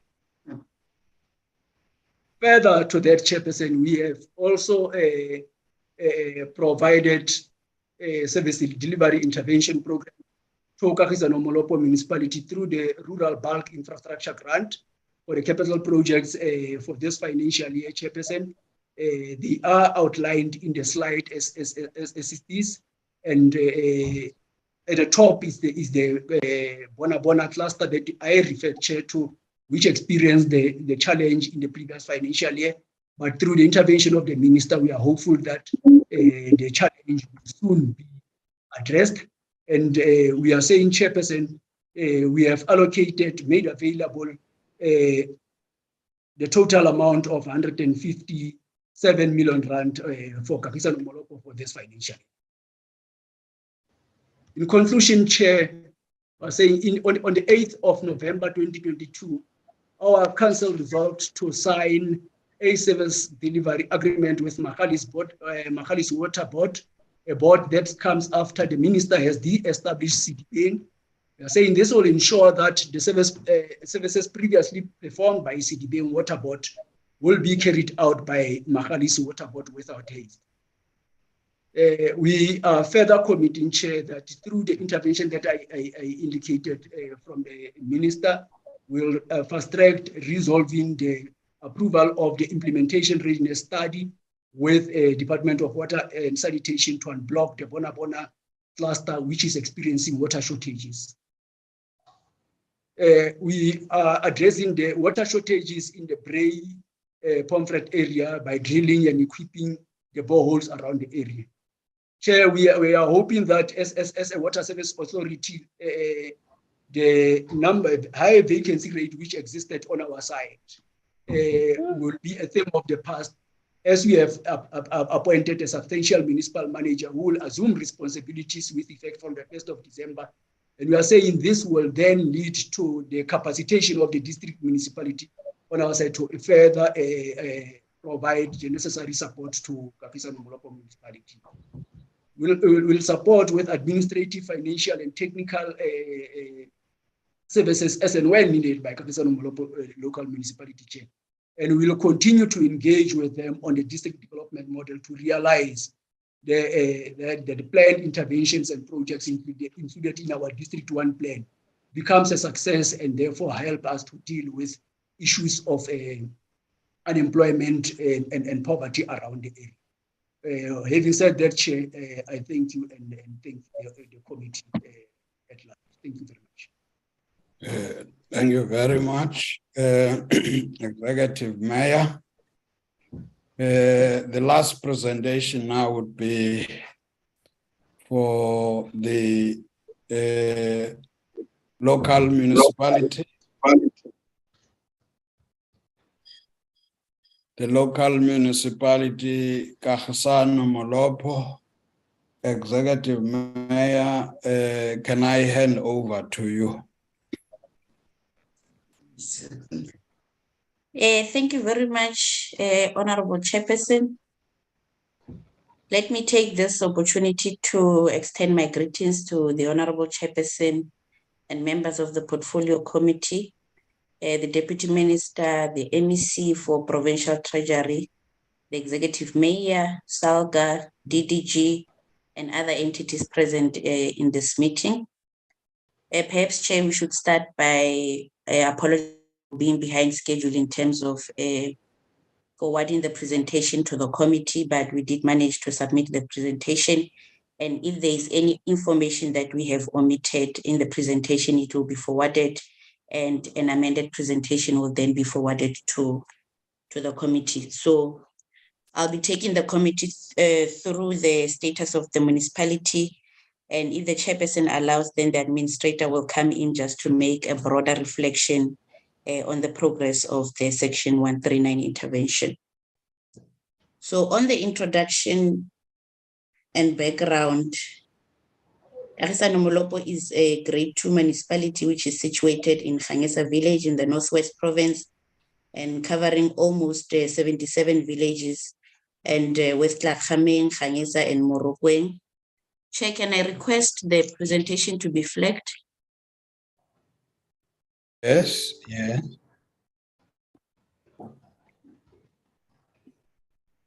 Anyone who has got that responsibility or ability, can it be flagged?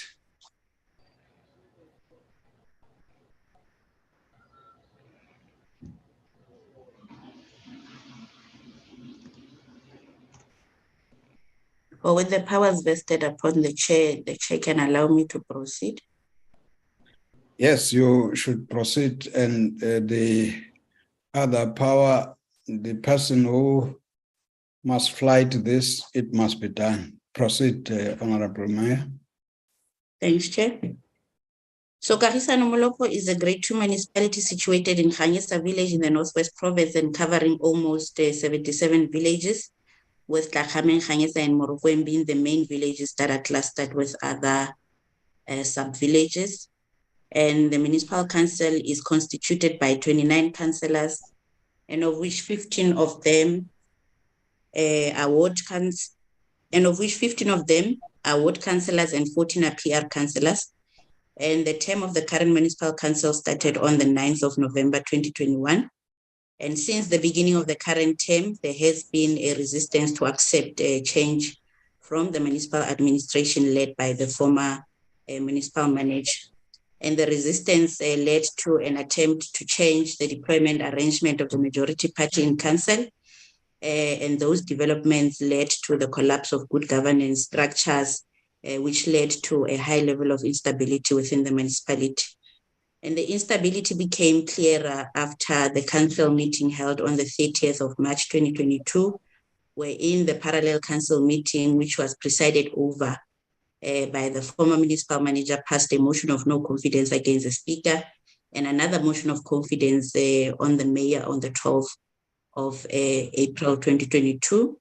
And both the meetings that were presided over by the former municipal manager were against the prescripts of Section 29 of the Municipal Structures Act.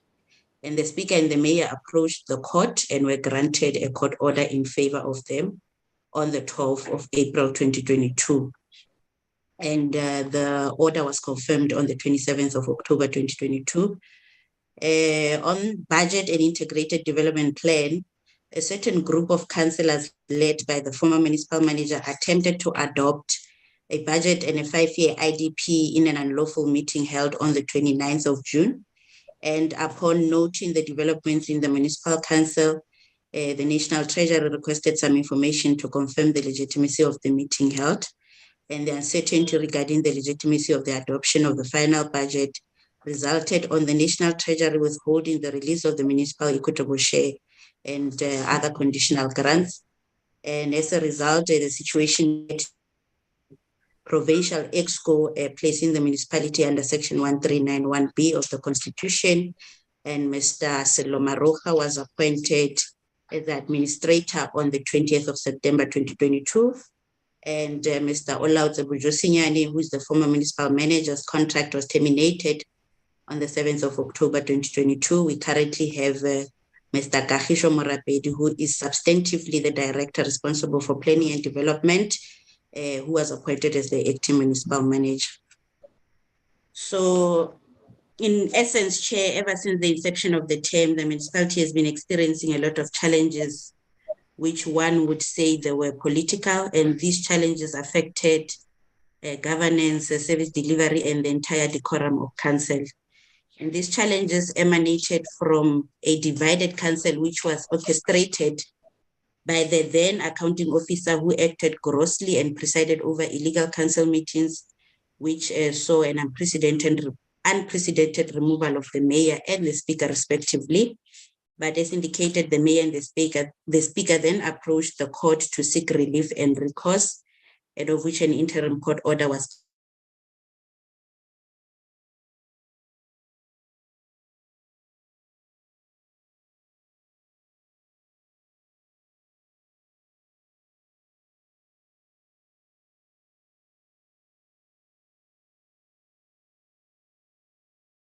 of June. And after a series of postponements of the court, then the court finally made a determination on the 20th.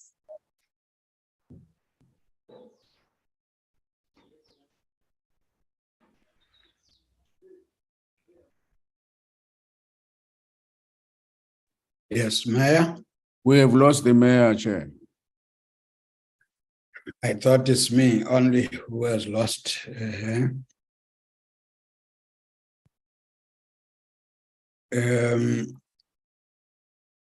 Honorable Mayor.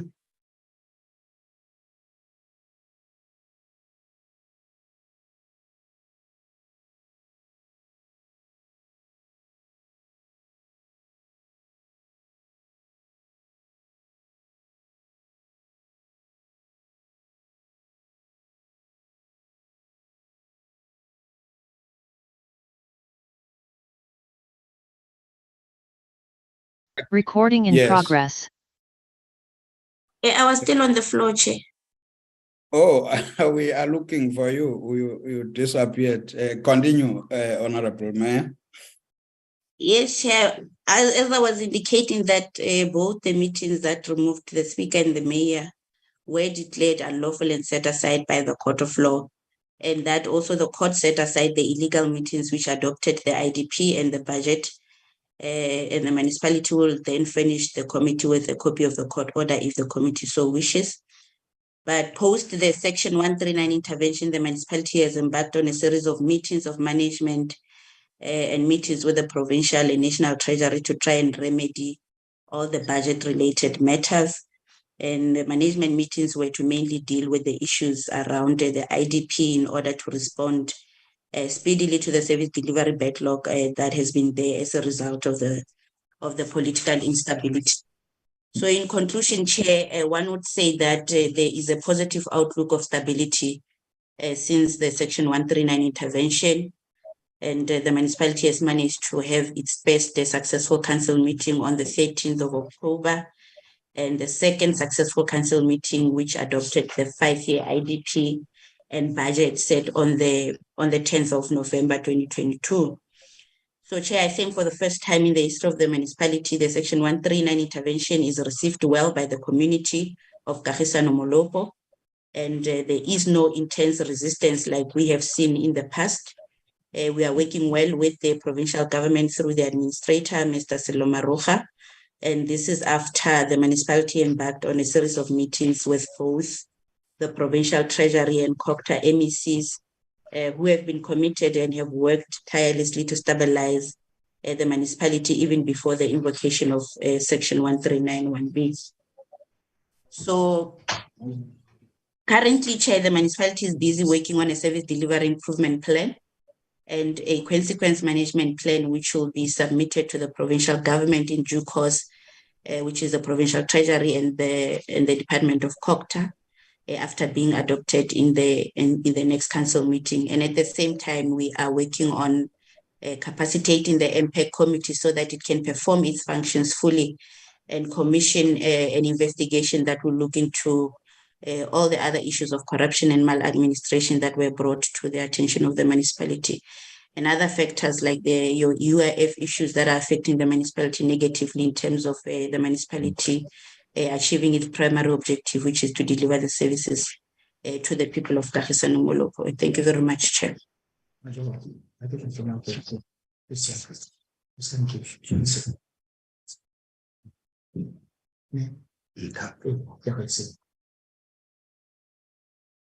Thank you very much, Chair. That brings me to the conclusion of my presentation.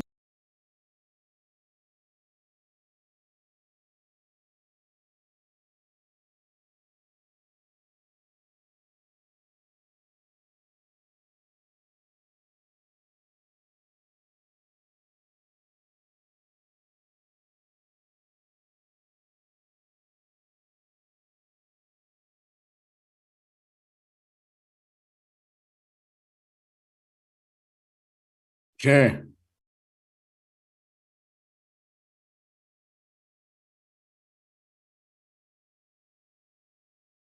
Chair?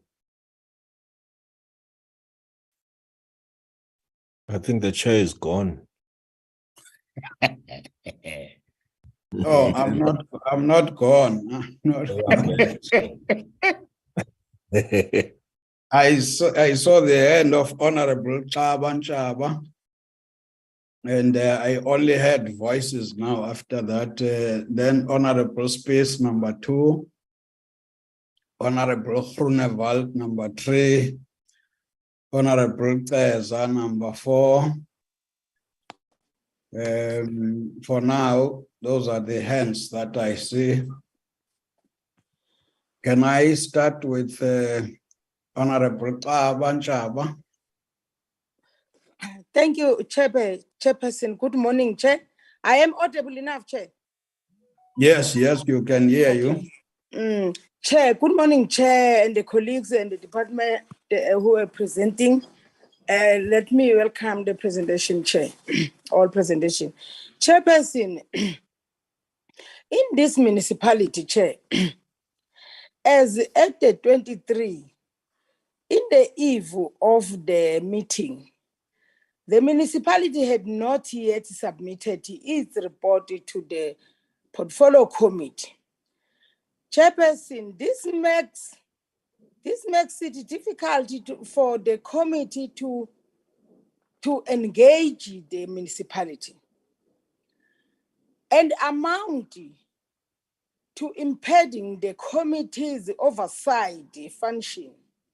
This is an offense in terms of the Powers and Privileges Act. Chair, the portfolio committee should engage the municipality in more details around this.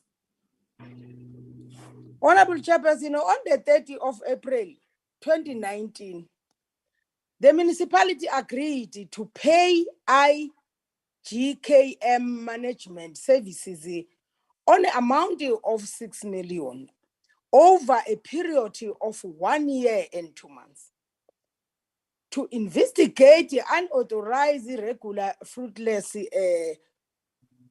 and wasteful expenditure from the 2013 until 2029 and 2020 in the financial year.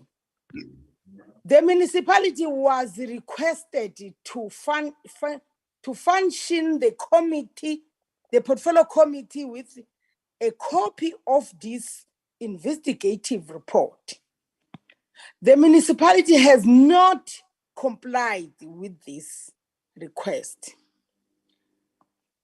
The portfolio committee was previously informed that the investigative report has findings on the UIFW have been tabled to the MPEC, and the MPEC would institute the recommended consequences management. Has this, Chairperson, if I may ask to this municipality, has this been done after the MPEC? Thank you, Chairperson.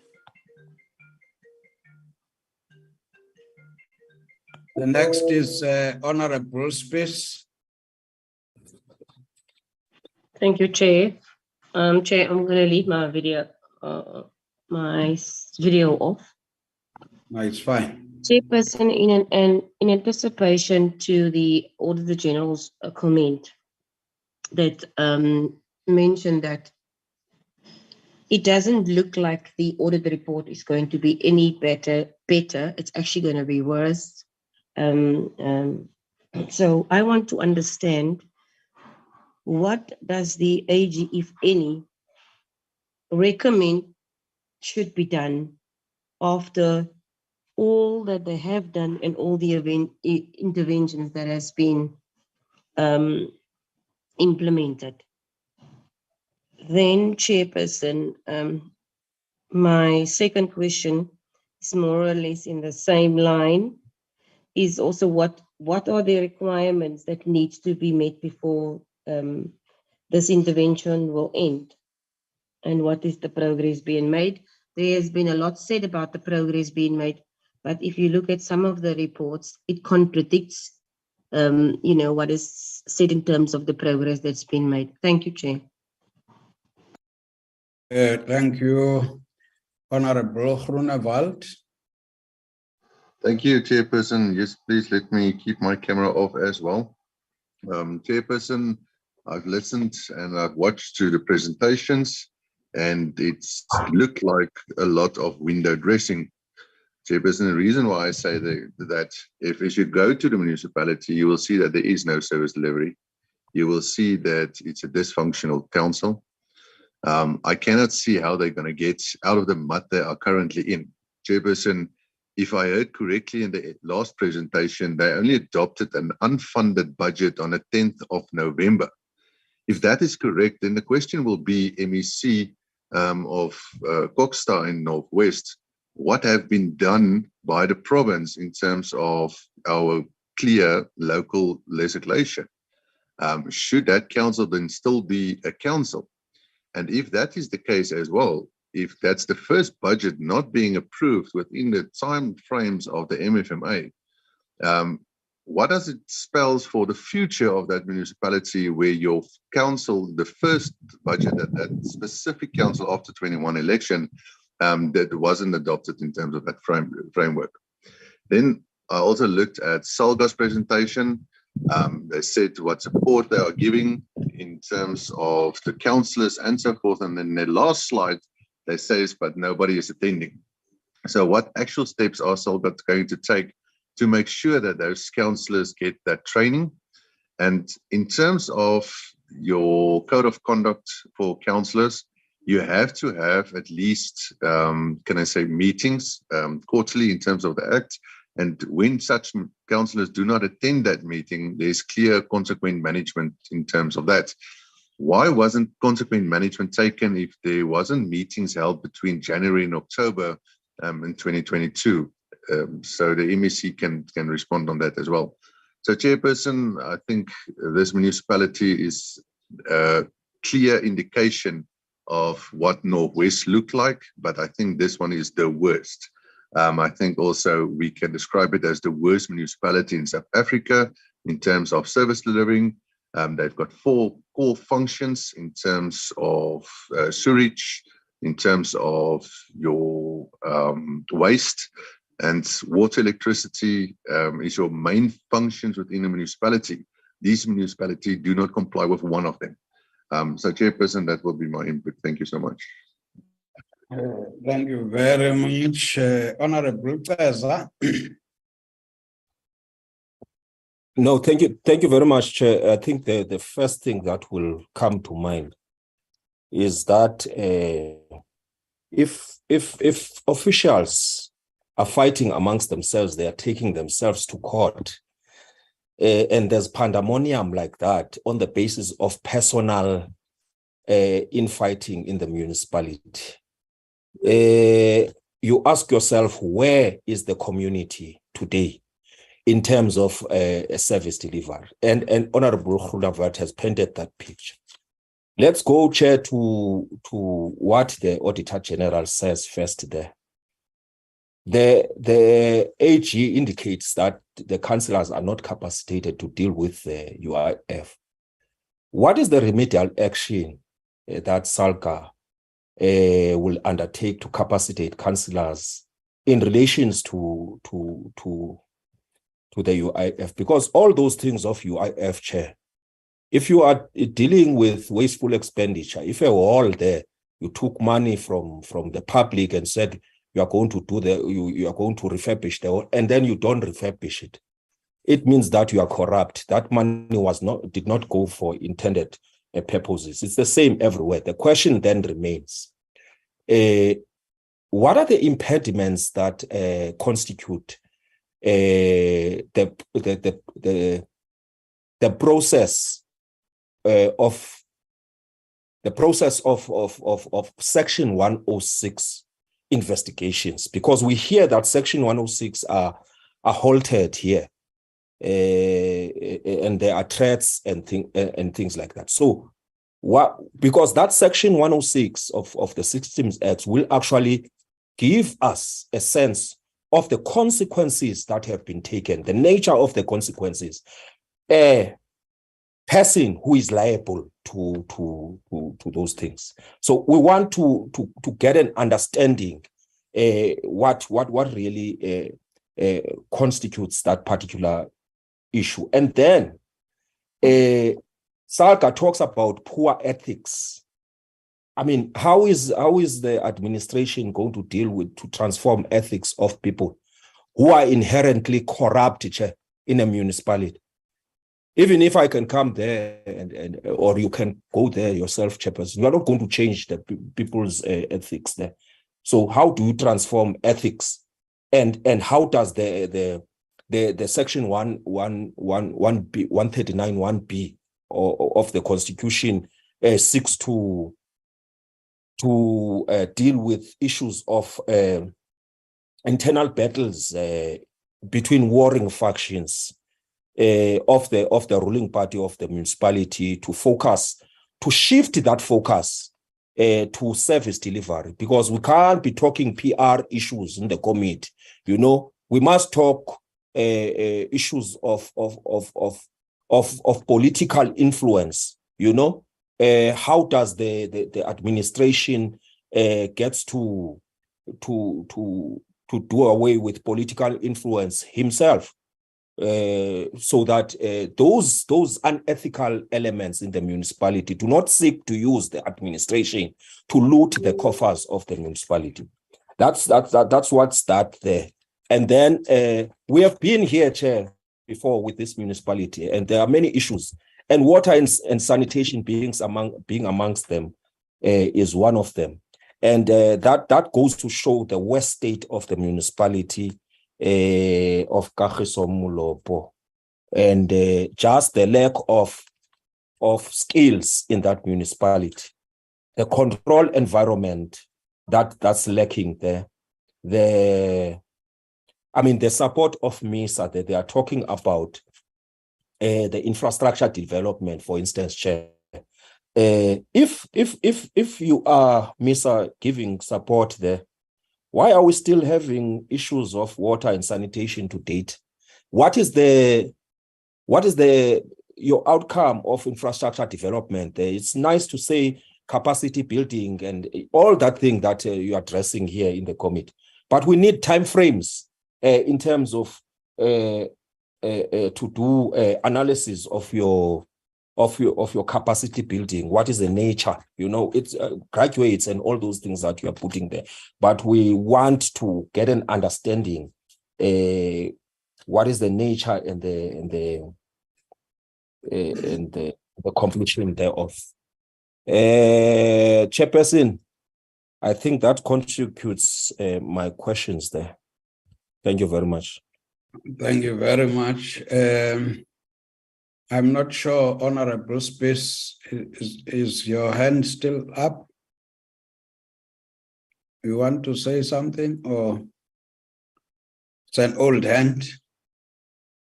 Well, mine is not an old hand, it's the one that I left some other things, Chair, at the end of my preparation in the last page. I wanted to check, with the section 165 of the MFMA, which requires each municipality to have an internal audit unit. You know, how does the intervention seek to capacitate the internal audit to independently deal with the requirements of section 166 of the MFMA? Because therein we are hearing things of section 79 of the Municipal Systems Act.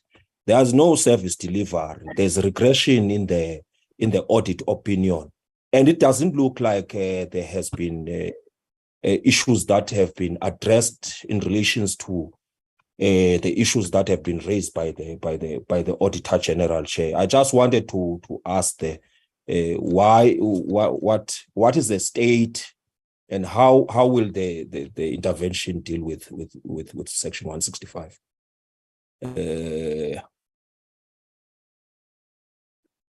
And then, Chair, on these things of MPEC, I wanted to check whether there are learnings that are drawn, in terms of exchange best practices, in terms of accountability, just the learnings between SCOPA and the MPECs. What is the intervention doing there? Thanks. Thanks, Chair. Thank you. Honorable Space, is that an old hand? Honorable Mbumza, I see your red button. I don't know whether it's to say you want to say something. Yes, Chair. Thank you. Honorable Mbumza. Thank you, Chairperson. Chair, let's welcome the presentations that are very informative. But Chair, it is it's very sad and shameful that a municipality that has been established to service its people is now found wanting, deeply involved in fighting, both politically and administratively, leading to the fact that the other spheres must come into section 139. Chair, during our visit in May, as a portfolio committee to Northwest, the then MEC has given us an undertaking that he was to invoke section 106 of the Systems Act to investigate. And a service provider was appointed in that regard. Is it possible that as this committee we could be appraised of those investigative reports and what has happened, what consequences had followed after those reports have been tabled to council up to now. Secondly, Chair, the municipalities are legislated to generate Section 71 reports that are submitted to Provincial Treasury and Provincial Coghsta, so that they are in a position to have a window that would be an indicator as to the financial standing of the municipalities and how finances are being managed. And this provision serves as an early warning that would assist for an early intervention. So the whole of the last term, this particular municipality, other than this new, has been in this infighting, and then finances had not been properly managed. What has the provincial Coghsta, provincial Treasury and Coghsta been doing on receiving these reports so that they could early intervene before the situation could be sliding into a distressful position? And the other unfortunate situation is that we are reported that at 3 months, the new council has once more collapsed back into the situation it was before the elections. Is this not that our delay to intervene? Because I hope that the provincial Coghsta has a responsibility to monitor municipalities and to support. Has this not been the situation because we didn't intervene earlier that we find ourselves in this particular situation in the new council, that there are these infightings? We are told here again that the then municipal manager was the instigator with immunity. His contract had actually come to an end. What consequence management is this council employing to bring that delinquent municipal manager into a sober senses, and for squandering municipal finances to be made to be liable for all the losses that the municipality had to incur through his mismanagement? Again, Chair, the presentation by the mayor of the district was indicating that access to sanitation services has not been achieved to all the wards of the municipality. Mayor, the access to sanitation services is a human right and is a dignity matter. What are then the timelines to ensure that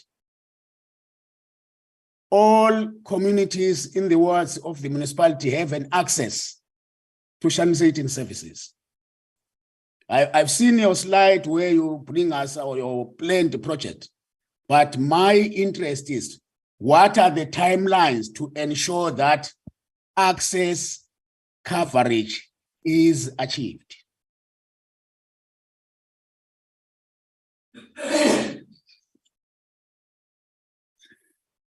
Again, on the slide where it was indicated, Chair, due to the network that battled me, when Misa was presenting, I was already out. But when the Provincial Coghsta was presenting, I was still around. Yeah, it was an indication that there are boreholes that are being provided in the wards of the municipality. Are these boreholes covering all the municipalities for the services that the communities had long desired and been waiting for? Thanks, Chair. Thank you very much. Honorable Groenewald, I see your hand. Is that an old hand? No, Chairperson, just one question that I skipped is in terms of PBS Bank. They've deposited 150 million into that bank. How many did they recover? Just a quick question. Thank you, Chair. Thank you. Honorable Space, should I assume that's an old hand? Okay, I assume it's an old hand, but you'll indicate if it is not.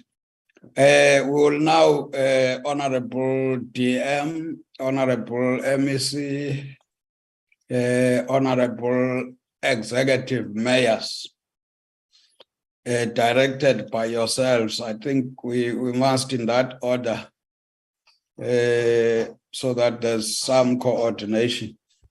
Start with National Coghsta, National DCOG, DM, and assign your team to respond to whatever questions that might have been directed at yourselves. Chair, would you allow me before they come in? Yes, I can allow you. Yes. Chair, the Auditor General had raised the issue of stability as a critical factor in making sure that municipalities function optimally.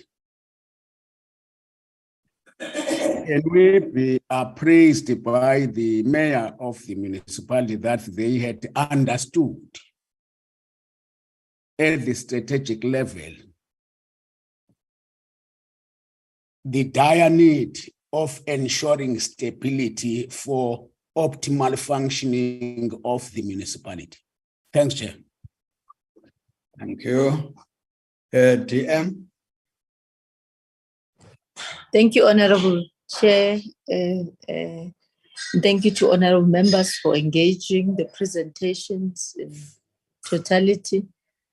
I must indicate, Honorable Chair, that Mr. Mohale had to take the flight, but I'm not alone. Of course, Mr. Alan Zimbo is still here, and Loiso is here. I'm going to request them to deal with the questions which were not specifically to Coghsta, but I think there were some of the issues which we could share some sentiment on, and I will make some concluding remarks and hand over to the chair. Okay, thanks.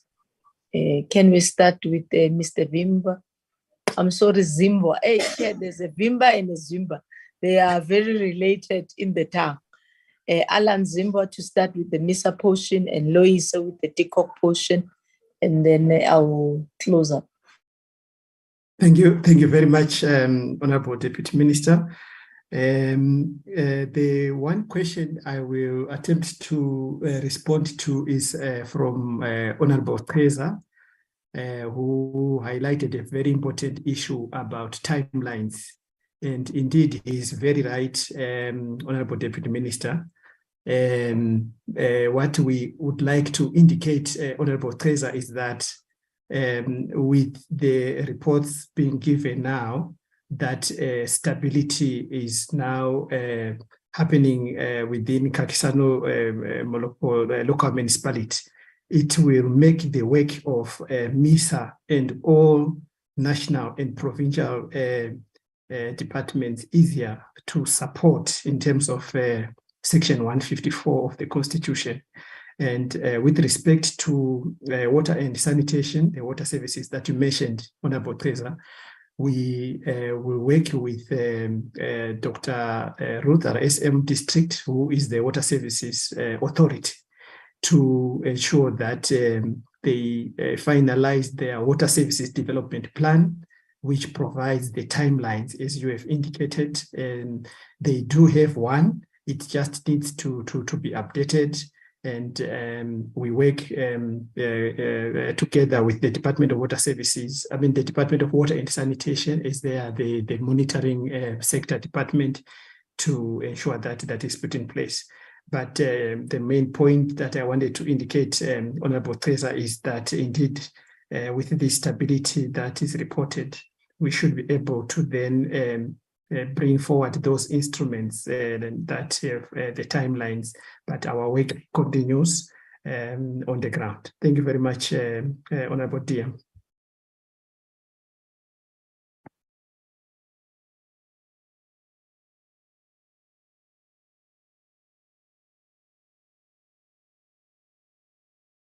Loiso?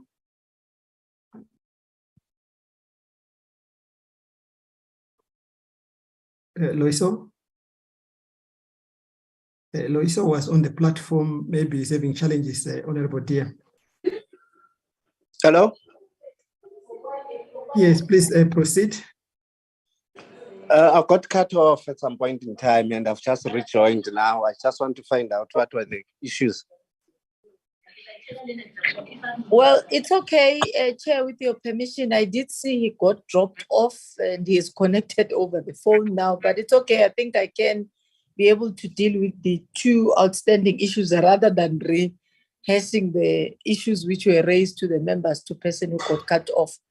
And I see Honorable Kagisano is just cut off as well, and some of the issues were raised by him. But nonetheless, Chair, I will continue with your permission, even when he is cut off.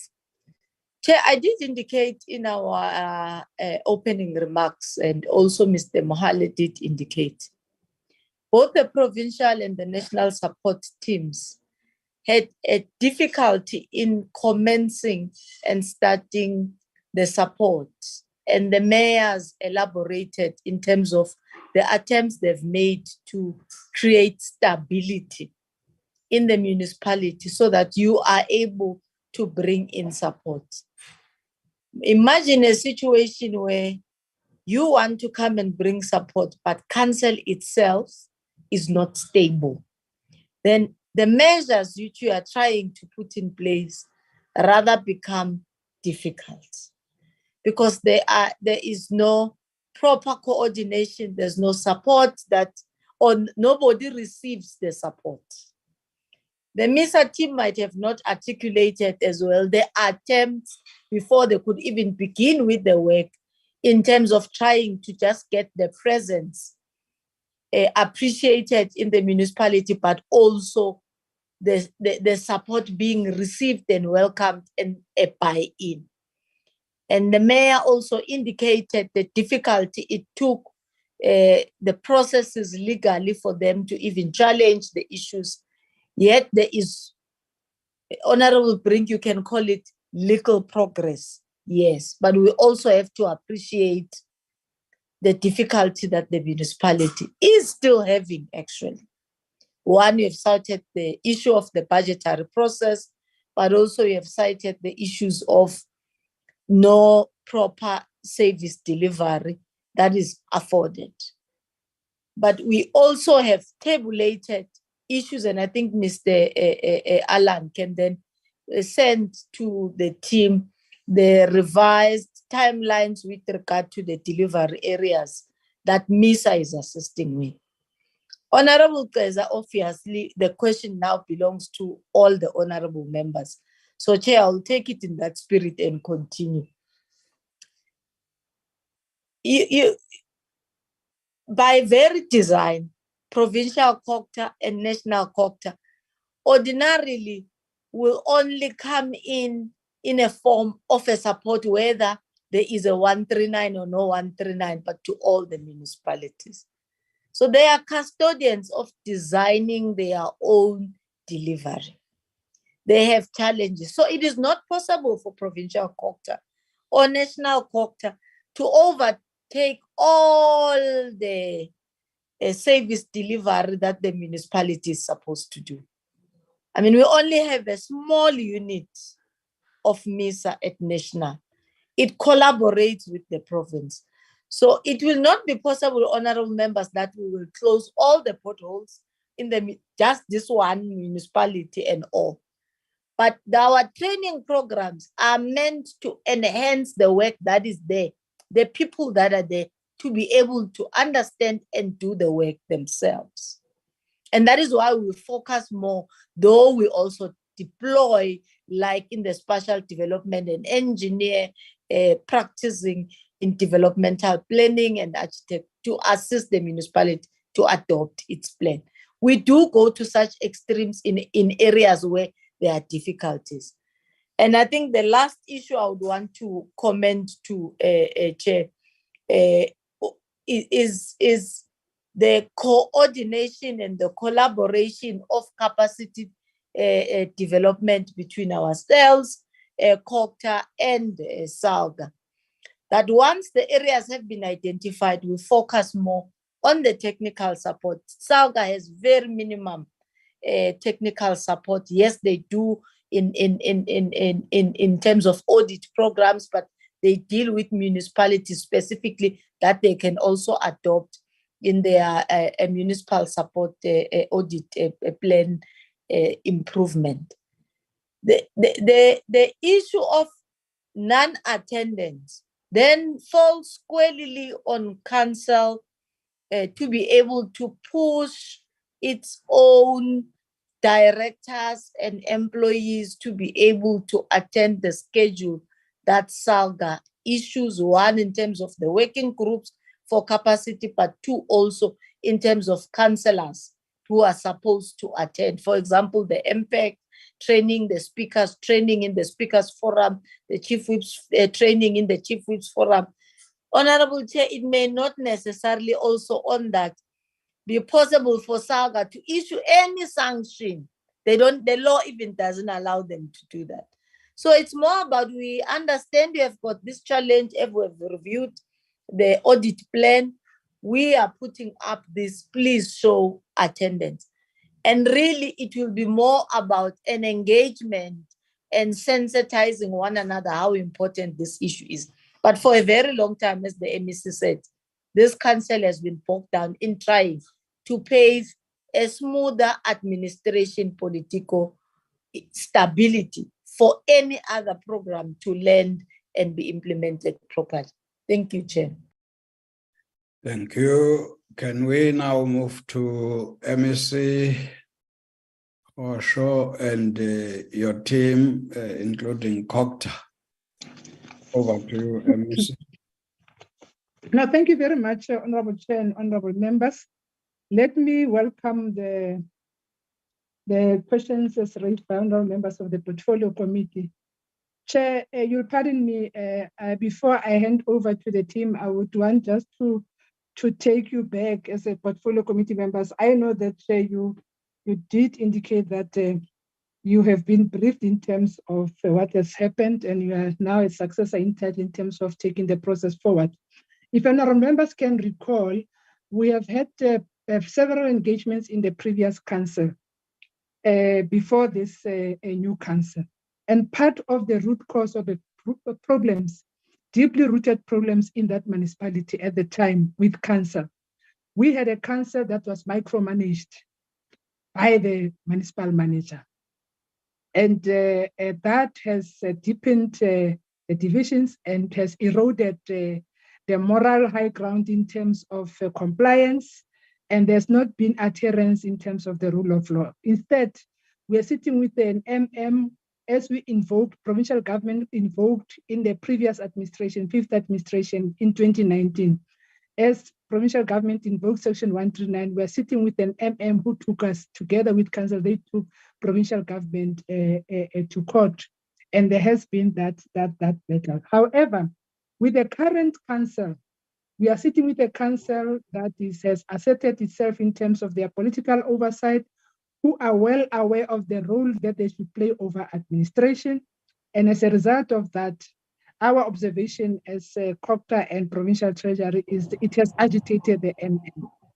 Hence, he actually strived to divide councillors and had this group of councillors that were able to listen to him and do all these transgressions where they even adopted a budget which was declared null and void by the court of law.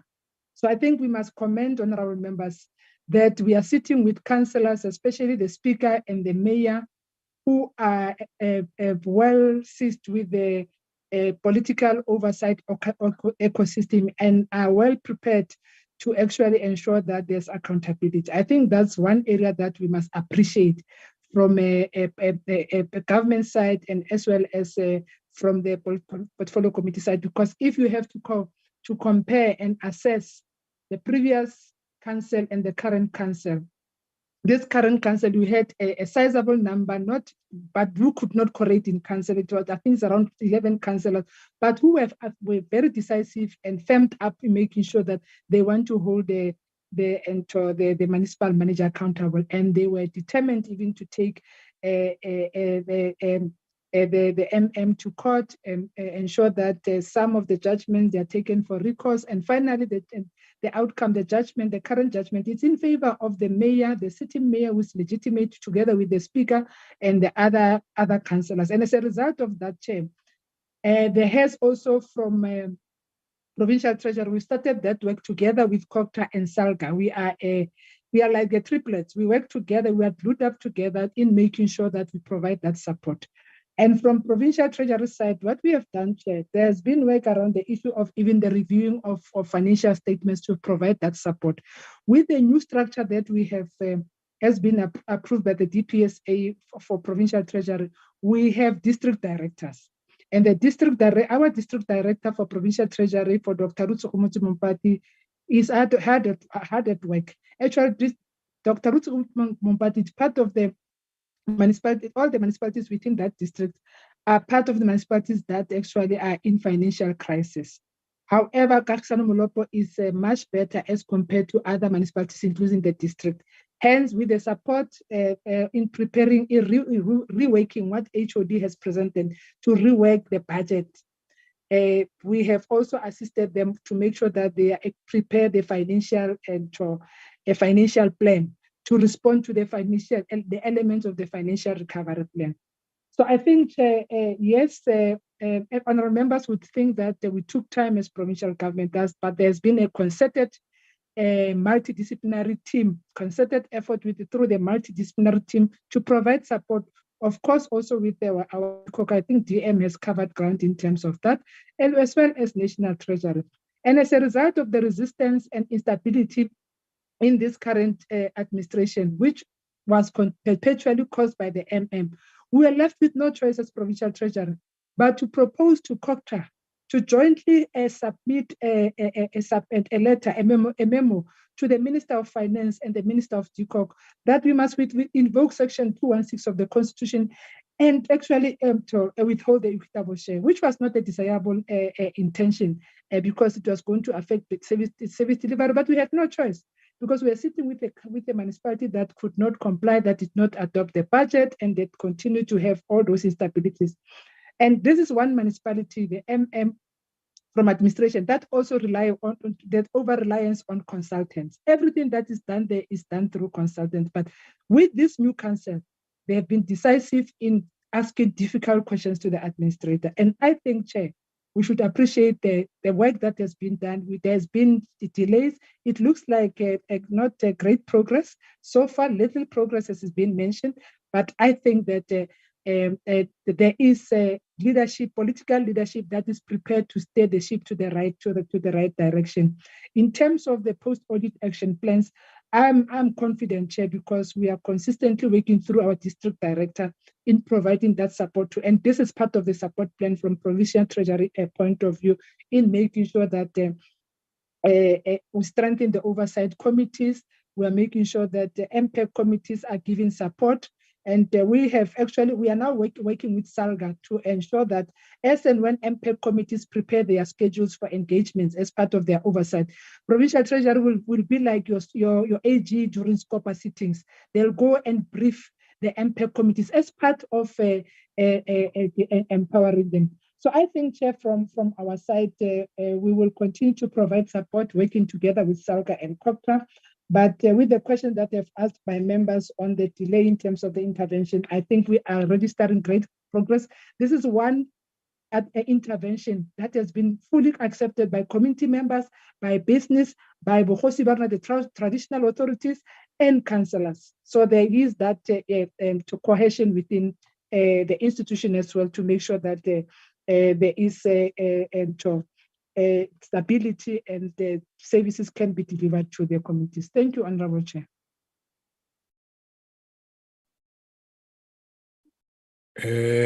Anybody from your side, or you have covered almost everything?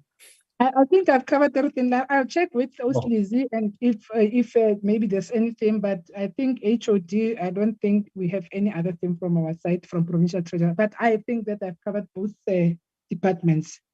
Okay, well, thank you very much. Can we then allow, I will skip Auditor-General and SALGA and ask the executive mayor of the district if there are any questions that he would want to respond to.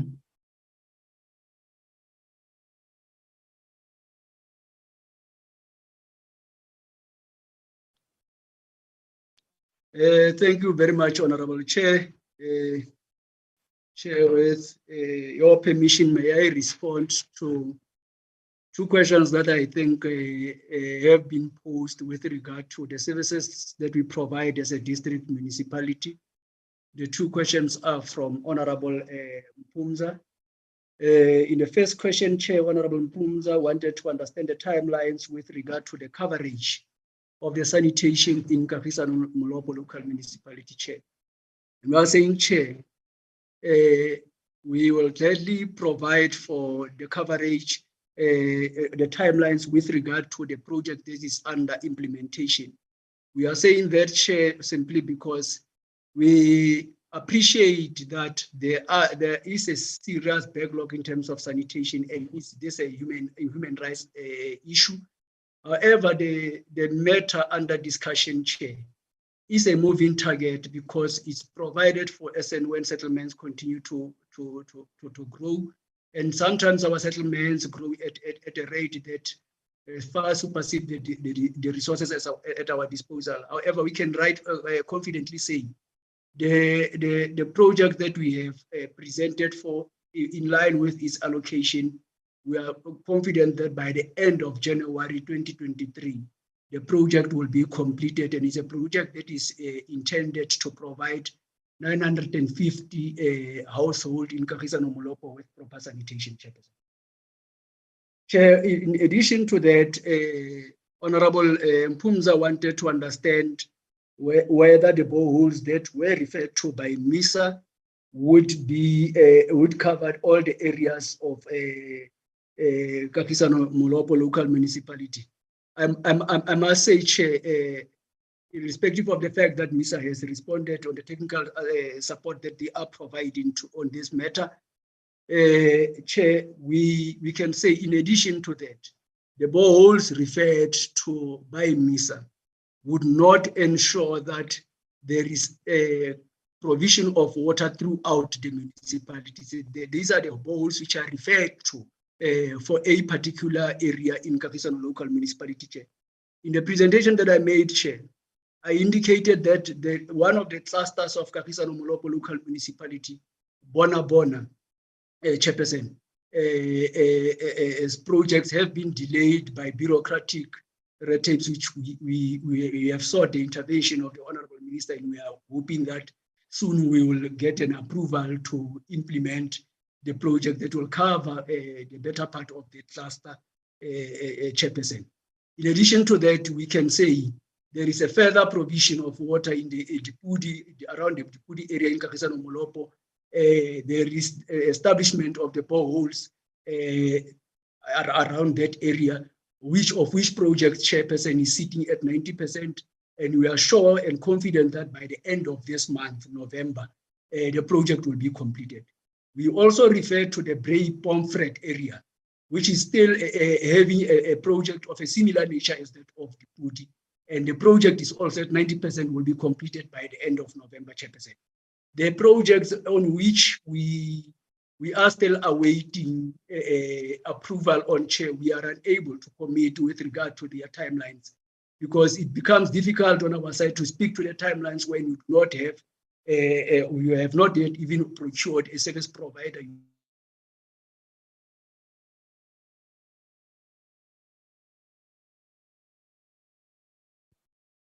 Honorable Mayor, are you done? Honorable Mpumza. Thank you, Chairperson. Thank you. Can we now move to the executive mayor of the local municipality? Over to you, executive mayor, and your team. Thank you very much, Honorable Chairperson. Chair, I think with regards to the report that was required by the committee on the 6 million rand that was paid to investigate the UIF-related matters and other related issues that were raised, we did indicate that ever since the inception of the term, there has never been stability in the municipality, meaning that for the past 12 months, there has been challenges which affected governance altogether, as well as service delivery. And all committees that have the responsibility to play oversight have been non-functional due to the negative interface between administration and the politicians, which led to an overall instability within the municipality. So things have not been normal in the municipality. And to put it frankly, Chair, we have not been having a municipality, just a circus that was orchestrated by the former municipal manager. And as a result, the provincial government had to intervene, and we do reaffirm our commitment to ensuring that we will work together with the administrator to restore the stability that is required within this municipality. Chair, we could not have stabilized the municipality in a space of a month and few weeks and post the intervention after the municipality has been unstable for over a year. And I did indicate as well that there is a service delivery improvement plan that we're working on, which will be tabled in the next council meeting and will be forwarded to the Provincial Treasury as well as the Department of Coghsta. And we can also send it to the committee if the committee so wishes. And on section 106, we did get a correspondence at some point from the department on their intention to evoke section 106, which we did welcome. And we are hoping that it will help us in responding to the issues of corruption and maladministration that has been taking place in the municipality. So the situation has been so dire to a point that the former municipal manager has not been submitting section 71 reports, and the matter was reported to the Provincial Treasury, and they did intervene by withholding the equitable share, which we felt was best at the time because the municipal coffers were being misused by the municipal manager at the time. And on consequence management with regards to the former municipal manager, we did indicate as well that we are currently developing a consequence management plan with activities and timelines, which will be forwarded to the Provincial and National Treasury as well as Coghsta. And also, if the committee so wishes, will then send the plan to them as well. We believe that those who brought the municipality into a state of disarray must be brought to book and face the full might of the law. So we are not going to rest until such is achieved. Thank you very much, Chair. And if there's anything that I've not covered, I think my colleagues will then come in to respond to some of the questions that I did not capture. Thanks, Chair. Thank you. Can we now go back to SALGA, if there's anything that could have been a question directed to you? Thank you, Chairperson. I think the question was regarding the attendance of members to training. And the DM captured the role of SALGA very clear, but added on to that is that SALGA's correspondence goes to the mayor, the office of the speaker, and to the municipal manager. But because of the instability, we can accept that there has been the low attendance. But as we indicated in the presentation, we will continue together with Treasury and Coghsta to support and redo the capacity building programs as indicated. Thanks, Chair. Thank you. Office of the Auditor-General. Thank you. To respond to Honourable Speaker's question on what needs to be done, I think it's been covered by most of the speakers. to re-emphasize without stability at leadership level and without the cooperation between the political and the administrative leadership, none of the interventions will bear fruit, not as we would want to see them. What I think is what is encouraging is, as MEC Goshu has mentioned, that driving from their side, on the coordinating department side, driving the interventions and driving accountability is bearing fruit. And I think this is more of a long-term solution than something that we will see changes happening overnight. Thank you, Chair. Thank you. I think we are questions. We have responded, and unless there's anyone who wants to make a follow-up, we should be approaching closing the meeting. If I can, I think we all agree that there was instability. We may not agree that there's something positive that is developing, but we can all appreciate that. In fact, the first appreciation is when you hear at the top now, when we hear the mayor saying they are ready to deal with all these issues. By implication, it might mean there is a backlog, Mayor, in terms of responding to the issues that have been raised by oversight in the form of the committee. So I'm sure you'd go back with your team, check what are the issues that were promised that could not be fulfilled in terms of submitting to the committee. And I think in addition to what you are planning with your team, that you kept on saying you would submit to province and national. If we wish as the portfolio committee, it's not a wish, you must also submit to us. We only follow up on what those who are in the executive are executing. And we can only measure when we have got your plan.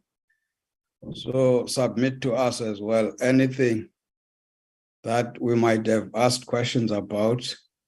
I think we are noting the fact that this instability was serious. So you are starting almost from zero. So we acknowledge that. I think out of that yesterday's experience, if we did not force you to come to this meeting, you might not have learned much as well. You see, when we are all talking about one municipality, how do we support it? And we ask all these questions in your presence. I'm sure it will make a big difference. When I say you, I mean your troika, which were informed speaker is in here, as well as the chief whip and the administrator. My last point would be on this thing of section 139. I think we would all be very happy if we can experiment with this implementation of section 139, 1B, and it becomes successful at this local municipality. That goes back to you, DM, to say your team. I'm not sure what was preventing them from going into this municipality, Kagisano-Molopo, to do what they are supposed to do in terms of the constitution and the law, assess the situation, and pass a view. Minister must say something about what is going on there, and come in full force to provide that support, so that next time when we want to ask questions, they are not as many as they were today.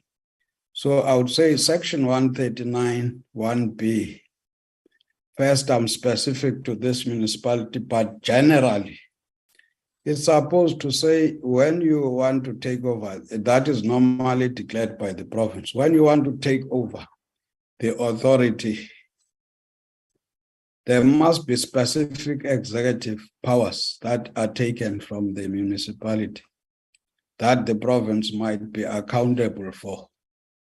When you put in an administrator, that's why we expect a difference. So hence the administrator is in here, must as well check which powers that could have made the municipality to collapse, which might have been in terms of the intervention, supposed to have been taken from the municipality, handed over to the MEC, who in turn has got this phase there. In other words, this issue of intervention, it's just becoming a word now. We are saying, I think let's begin to see something when we say there's intervention. But like I'm saying, there's something positive. The leadership currently, and of course, the collaboration in the departments that are coordinating at the level of the province, coordination with SALGA, something positive as well. So it can only mean that if we identify the specific areas where we want to intervene, that will help. With those, I thought in future, when we want to interact with the municipality, things would be positive. We appreciate the decision by the mayor to join this session. I'm sure it is something. For us, we have learned something out of it, and I can imagine everybody. DM, would you want to say something before we close? Followed by MEC, Executive Mayor of the district, and lastly, the beneficiary of this, the local municipality. DM?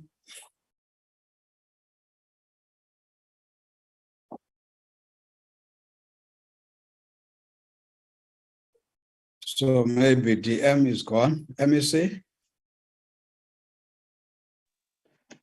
No, thank you, Honorable Chair. I think our parting shot as provincial government, I'll also speak in the voice of MEC Micha, because we are also a three-member MECs representing provincial government to continuously assess and monitor municipalities that are not in good state. So I think I must appreciate this session, Honorable Chair and Honorable members, and we are committed as provincial government, especially Coghsta and Provincial Treasury, to continuously support municipalities.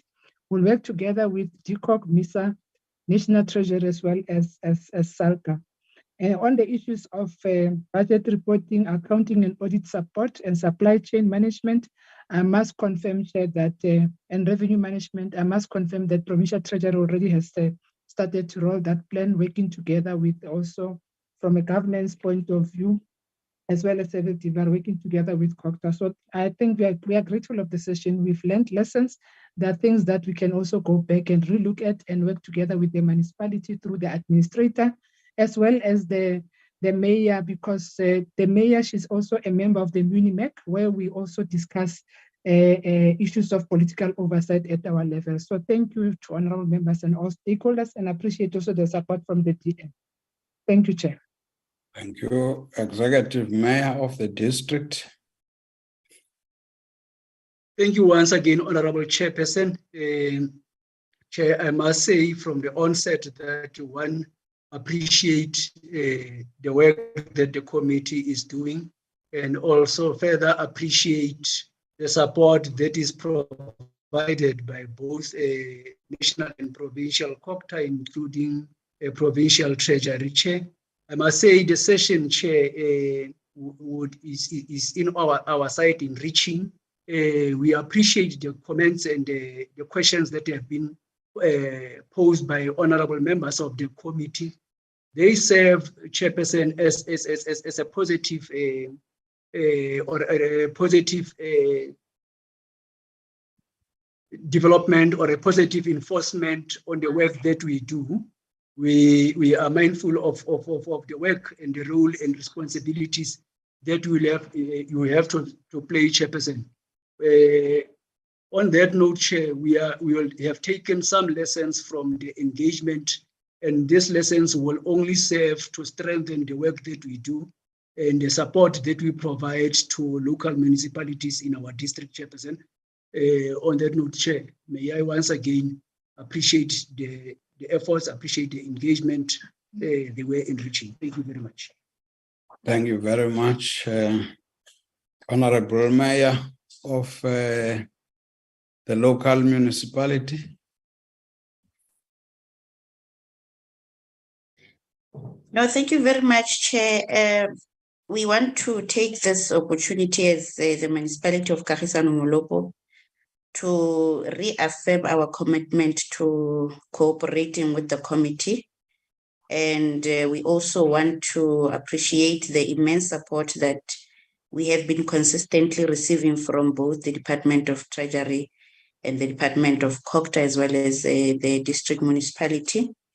We are making an undertaking to ensure that our municipality is piloted as one of the municipalities where the Section 139 intervention has worked successfully. So we are intending to work together with the administrator to ensure that we stabilize the municipality and ensure that the primary objective of the municipality is achieved fully, which is to deliver services to the people of Kagisano-Molopo. And lastly, Chair, we appreciate the comments and the questions as well as the inputs that were raised by members of the Portfolio Committee. And we take it as a lesson as well. And we are going to go back to reflect and to implement all that has been raised in this committee. Thank you very much, Chair. Thank you very much. In fact, you have summarized it well when you say in the end, beneficiaries of all these exercises are the people of that municipality when they see services being delivered to them sustainably and qualitatively. This should then adjourn the meeting. The meeting is adjourned. Thank you very much for participation. And I hope everything will move from now. Thank you very much. The meeting is adjourned. Thank you very much, Chair. Thank you very much, Chair. Chair. Thank you, members. Thank you, Yeah. Chair. Thank you, councillors. Chair. Thank you. Thank you. Thank you, Chair. Bye, Chair.